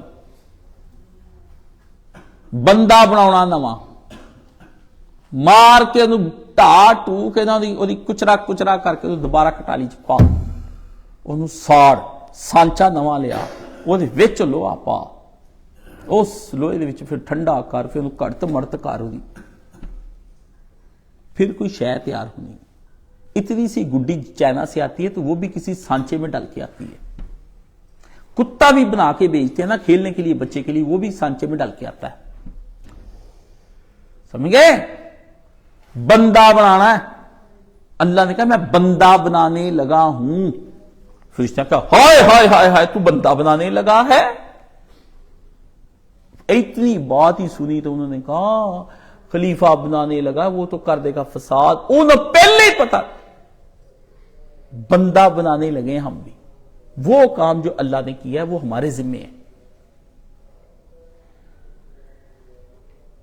سمجھ گئے؟ وہ کام کرنے کے لیے ہم نے ووٹر کی اخلاقی قدریں پیدا کی، اسے اسلامی نظام سے روشناس کرانا ہوگا، بیٹھ کے پڑھانا پینا ہے کتاب 8-10 سالوں میں سمجھا، اس میں اسلامی نظام کی طلب پیدا کرنی پڑے گی۔ تیسرا کام، اس کو صالح اور غیر صالح کی تمیز دینی پڑے گی کہ حقیقی تقوی کیا ہے۔ اس کے لیے مولانا مینا سلسلائی نے کتاب لکھی حقیقت تقوی۔ لوگ کہتے تھے مولانا مودودی کے داڑھی لمبی نہیں، یہ نہیں، وہ نہیں، معیار اپنے ہے نا، بتانا پڑے گا صالح کون ہے، تسبیح پھڑنے والا صالح نہیں۔ اس کو یہ احساس دلانا ہوگا کہ اس ملک کی بلائی اور برائی کا ذمہ دار براہ راست وہ خود ہے۔ اس میں اتنی اخلاقی طاقت اور سمجھ بوجھ پیدا کرنی ہوگی کہ نہ دھن کے عوض اپنا ووٹ بیچے، نہ دھونس میں آ کر اپنے ضمیر کے خلاف کسی کو ووٹ دے، نہ دھوکہ دینے والوں کے دھوکے میں آئے کہ پچھلی باری تو ہم دیتا سی عمران خان صاحب اسی کی کیتا، اور نہ دھاندلیوں سے بد دل ہو کر گھر بیٹھ رہے کہ دھاندلی کر دیں، یہ بد دل ہو کے بیٹھ جائے کہ یار میں اب کیا کروں، ان تو کرتی دھاندلی، ملک تو کر دیا ایسے پلانا ٹمکانا۔ جیسے میں نے کہا کہ نواز شریف کے ہوا، اس نے پہلے کہا تھا مخلوط حکومت بن گئی تو اس نے کہا اللہ کی پناہ مانگو، اللہ کی پناہ مانگو، پہلے انٹرویو دے دیا۔ یہ نہیں ہونا، آپ نے اپنے سیاسی تعصبات میں ووٹ دیا ہوگا تحریک انصاف والوں، آپ کی مرضی، خوش رہیں سلامت رہیں، ٹھیک ہے نا۔ مقابلہ تو دل ناتواں نے خوب کیا، لگا دیا میاں نے زور اپنا، اور جس کو اس کو دل کو پتہ نہیں کیا ہو جانا ہے، نا امید دیکھیں کچھ لوگ وطن کی محبت میں ہوتے ہیں، آپ بھی محبت میں ہیں، میں بھی محبت میں ہوں، ٹھیک ہے۔ کچھ لوگ حقیقت دیکھ رہے ہوتے ہیں کہ یہ بندہ نقصان دے رہا ہے، کیا کروں میں، لوگوں کے سامنے اس کو لے کر جاؤں تو لوگ کہتے ہیں یہ نیک ہے، اس سے تاثر بٹھایا ہوا ہے، مجھے پتا یہ حرام خور ہے۔ تو اللہ اگر ان کی حکومت بنتی، ان کی مدد فرما یا اللہ پاک، تو ان کے ساتھ ہو یا اللہ اس وطن کو بچا لے۔ یہ جیتے ہوئے بھی جو کہتے ہیں ہماری 180 سیٹیں ہیں، یہ جب پورا زور تھا ساری دنیا یہ ایک پیٹ پہ تھے یہود و نصارہ، اس وقت یہ ملک کو نہیں سنوار سکے، کہتے اب موقع دو ہم آئیں گے۔ یہ وہی بات ہے ان تحریک انصاف والوں کی کہ آپ ہمیں موقع دو، ہم آ کے دوبارہ سنواریں گے۔ جو ایک کافر اور فاسق آدمی قیامت کے دن اللہ سے کہے گا مجھے دنیا میں ایک دفعہ جانے دے، اللہ تعالیٰ کہتا تو پھر جا کے چودھری نے اے ہو کچھ ہی کرنا، میں نہیں مانتا۔ بندے سارے کہتے ہیں استاد جی آپ ہل جائیں، میرے تو کہاں جو بھی نہیں واللہ رینگ تھی، کچھ بھی ہو جائے جو نہیں، مجھے پتا ہے میں بھی اگر عوام ہی بن جاؤں آپ کی طرح کا جذباتی تو پھر میں کیا ہوں، کچھ بھی نہیں۔ تو پھر عالم کو جس نے حکمت دی ہے ہم اپنی جگہ پہ اپنی بات کہتے رہیں گے، باقی حالات جو آئیں گے وہ تو بھائی کوئی بھی نہیں بدل سکا۔ امام حسین نے بھی کوشش کی پر کچھ بھی نہیں ہوا، یزید کی حکومت آج تک جاری ہے، چل رہی ہے، پر اس راہ میں حق جگہ پہ کون کھڑے رہے، ان اللہ وہ لکھے جائیں گے، اللہ لکھ لے گا۔ اللہ نے کہا اللہ نے لکھ لیا۔ یہ قرآن مجید میں جب آیتیں آتی ہیں میں بڑا ڈرتا ہوں، دیکھیں اللہ کو بھولتا ہے، اللہ کو یہ لکھتا تو وہ ہے جس کو بات بھول جائے۔ اللہ کہتا اللہ نے لکھ لیا، بڑا میں اس بات پہ ڈر جاتا ہوں، میں کہتا ہوں نہیں یار اس لکھے ہوئے کے اندر نہیں آنا، تو نے کاشف اس میں نہیں آنا، بات کرنے والے میں آ جائیں اللہ کے ساتھ پر لکھے میں نہ آئیں۔ تو اللہ لکھ رہا ہے، ایک تاریخ آپ لکھ رہے ہیں، ایک حقیقی تاریخ اوپر لکھی جا رہی ہے۔ مجھے کوئی سیاسی تعصب نہیں، یہ نواز شریف بھی کل بدل جاتا ہے چلا جاتا ہے تو میں بھی بدل جاؤں گا، میرا کیا ہے، میں بھی کہہ دوں گا میاں کو ووٹ مت دینا، اس کو ووٹ دینا حرام ہے، جو اس کو ووٹ دے گا وہ جہنم میں جائے گا، میں بھی یہ کہہ دوں گا، ہاں میں بھی کہہ دوں گا۔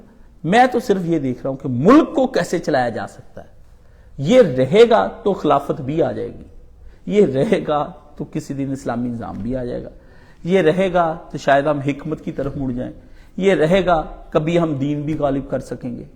ہمارا گھر تو پھر اپنا گھر ہے, گھر تو اپنا ہے, ہمارا اپنا گھر ہے. یہ گھر رہے گا تو گرا کے نیا بنا لیں گے بھائی. اس کا نقشہ پسند نہیں, اس کو ہم گرا لیں گے, اس کی تخریب کر لیں گے, اس کے لان بھی سجا لیں گے, اس کی ہر چیز کو. یار جگہ تو اپنی ہے نا, جگہ تو اپنی ہے. ابھی آندیاں بھی ہیں, بارشیں بھی ہیں, پیسے نہیں ہیں, تو کیا پھر اس خستہ بلڈنگ کو گرا لوں؟ کیسے بچوں گا ان آندیوں سے, ان طوفانوں سے؟ کفار سے کیسے بچیں گے؟ جو تھوڑی بہت نسلیں آپ کی لے گئی یہ بھی چلے جائیں گے. اس لیے بھائی آپ جو مرضی سمجھیں سارے, میرا تو اس لیڈر کے ساتھ میں کھڑا ہوں. اس کا یہی کہنا تھا کہ نہ لی جائے حکومت, یہی بحث ہوئی. پھر یہی پارٹی میں آپ کو پتا ہے, میں دونوں پارٹی کی مجھے اس لیے خبر, جو کوارڈینیٹر وہاں بیٹھے ہوتے ہیں وہ میرے دوست ہیں سارے, پچھلے دنوں بھی میری ملاقات ہوئی ہے ان سے, ٹھیک ہے. تو وہ کالم بھی لکھتے ہیں. تو میاں صاحب نے یہی کہا, سب نے کہا کیا کرنا ہے, وہ پریشان تھا. اس سے کہا مجھے سمجھ نہیں آ رہی اب یہ کیا کرنا ہے. تو جو بھی دے یہ اسٹیبلشمنٹ آپ کو لینا پڑے گا, آپ انکار نہیں کر سکتے. بس یہ بات آپ اپنی سمجھ لیں. آپ جس طرح جکڑے گئے ہیں نا, آپ کی سوچ بھی نہیں ہے. ملک ریاض والے جیسے لوگ ادھر بیٹھے رہیں گے, ملک ان کے ایک آدھ کے کہنے پہ داؤ پہ لگا رہے گا. آپ صرف سیاستدانوں کو نہ سمجھے, پیچھے انجمن تاجران اور مافیاز کو دیکھیں. امریکہ کو بھی ساری وہ trade union, chamber of commerce اور سارے یہ لوگ چلاتے ہیں. ٹرمپ کو نکالا ہے چیمبر آف کامرس سے, لوگوں نے نہیں نکالا. یہ ایک دھوکہ ہے جو آپ سب کو ہو رہا ہے کہ ہم لوگ نکالتے ہیں. اجتماع آ رہا ہے تو انشاءاللہ اجتماع کی تیاریاں کریں, ٹھیک ہے. اور اس کے بعد رمضان بھی آ رہا ہے, رمضان کی تیاری کریں. آگے پھر اب 2-3 جمعے انشاءاللہ حکمت کے پورے کر دوں گا میں, وہ سارے انشاءاللہ العزیز پورے ہو جائیں گے ہمارے. تو رمضان کے پھر بعد میں شروع ہوں گے. ابھی اس پہ کام تھوڑا سا باقی, 2-3 خطبوں پہ. دعا کریں اللہ تعالیٰ مجھے یہ پورا کرنے کی توفیق عطا فرمائے. میری صحت کے لیے دعا کریں, کچھ صحت ڈسٹرب ہے کافی تو, لیکن اللہ کا شکر ہے کہ اللہ نے آج جمعہ پڑھوا دیا. کل بہت زیادہ ہائی لیول پر خراب ہوئی تھی, بہت ہی اخیر لیول پہ جا کے 27 سال بعد دوبارہ مجھے ایک جھٹکا لگا. تو میں نے کہا یہ تو تباہی ہو رہی ہے, یہ مجھے کیا ہو گیا. رات 3 بجے حال مچ گئی. تو لیکن اللہ تعالیٰ نے وہ استقامت عطا فرمائی, اللہ ہی شفا دینے والے. اللہ کو پکارا مشکل وقت میں, تو بڑی عجیب سے میں نے کہا اچھا یا اللہ تو ہی ہے نا سارا. آپ کو اصل میں میرے اوپر یہ ساری چیزیں نا, ایک ہوں میں عالم دین کی حیثیت سے, ایک ہے میں بشر. دکھ تو پھر ہوتا ہے نا جب کچھ ہوتا ہے ملک کے اندر, مسلمانوں پہ کوئی آفت چبے جو کانٹا کسی کو کابل میں, تو ہندوستان کا ہر پیر و جوان بےتاب ہو جائے. کابل میں کانٹا چبھتا ہے مسلمانوں کو, میرا دل یہاں بےتاب ہو جاتا ہے. میں کہتا ہوں اوہو یہ کیوں افغانی رو رہا ہے, یہ کیوں ترانی رو رہا ہے, یہ کیوں روسی رو رہا ہے, یہ کیوں غزہ کے بندے رو رہے ہیں, یہ کوئی ان کی مدد, میں ان کی مدد کو جا نہیں سکا, میں نے کچھ کہا.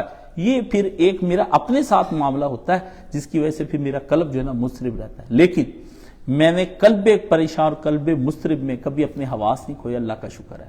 اس میں بھی اللہ کا شکر, اپنا کام سے لگن, جذباتی پن نہیں, جو کام ہے وہ کرتا رہتا ہوں. آنسو جاری ہوں تو وہ کوئی نہیں, جیسے نبی پاک نے کہا نا, ابراہیم میری آنکھوں سے آنسو جاری ہیں, دل میرا زخمی ہے, پر فیصلے خدا کے ہیں, جو محمد مانتا رہے گا.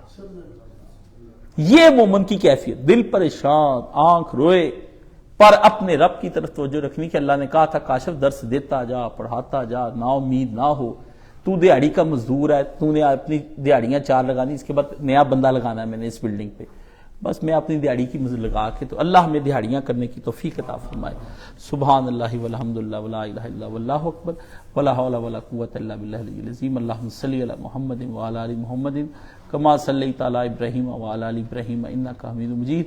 اللہم بارک علی محمد وعلی آل محمد کما بارکت علی ابراہیم وعلی آل ابراہیم انک حمید مجید.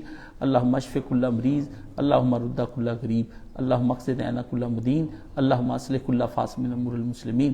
اللہم اغفر مومنین والمومنات والمسلمین والمسلمات الاحیاء منہم والاموات. اللہم لا تسلط علینا من لا یرحمنا. اللہم انصر الاسلام والمسلمین واخذل الکفرۃ والمشرکین. اللہم انصر من نصر دین محمد صلی اللہ علیہ وآلہ وسلم. اللہم اخذل من خاذل دین محمد صلی اللہ علیہ وآلہ وسلم. یا الہی وطن عزیز کو اپنی حفاظت میں رکھ, یا اللہ اس کے دشمنوں کو غارت و نیست و نبود کر، ان کا ستیہ ناس اور بیڑا غرق کر، ان کے نیچے کی زمین چھین لے، ان کی عقلوں کے پردے، ان کی عقلوں پہ پردے ڈال دے، ان کے دلوں کو برباد کر دے، اور ہر وہ چیز جو سوچ وہ اٹھاتے ہیں یا اللہ ان پر لوٹا دے، اور ان پر یا اللہ اپنے سخت ترین عذاب مسلط فرما، اور ان میں سے کسی کو بھی یا اللہ چھوڑی نہ، ایک بھی نہ بچے جس نے تیرے وطن عزیز کے اندر ذرا سی کی ہے، یا اللہ ان کو اپنے ذاتی عذابوں کے اندر گھیر لے، اور ان کو کسی طور پہ بھی مسلمانوں کے ساتھ کھیلنے کی اجازت نہ عطا فرما۔ ان اللہ یامر بالعدل والاحسان وایتاء ذی القربی وینہی عن الفحشاء والمنکر والبغی یعظکم لعلکم تذکرون۔ صفحے سیدھی فرما۔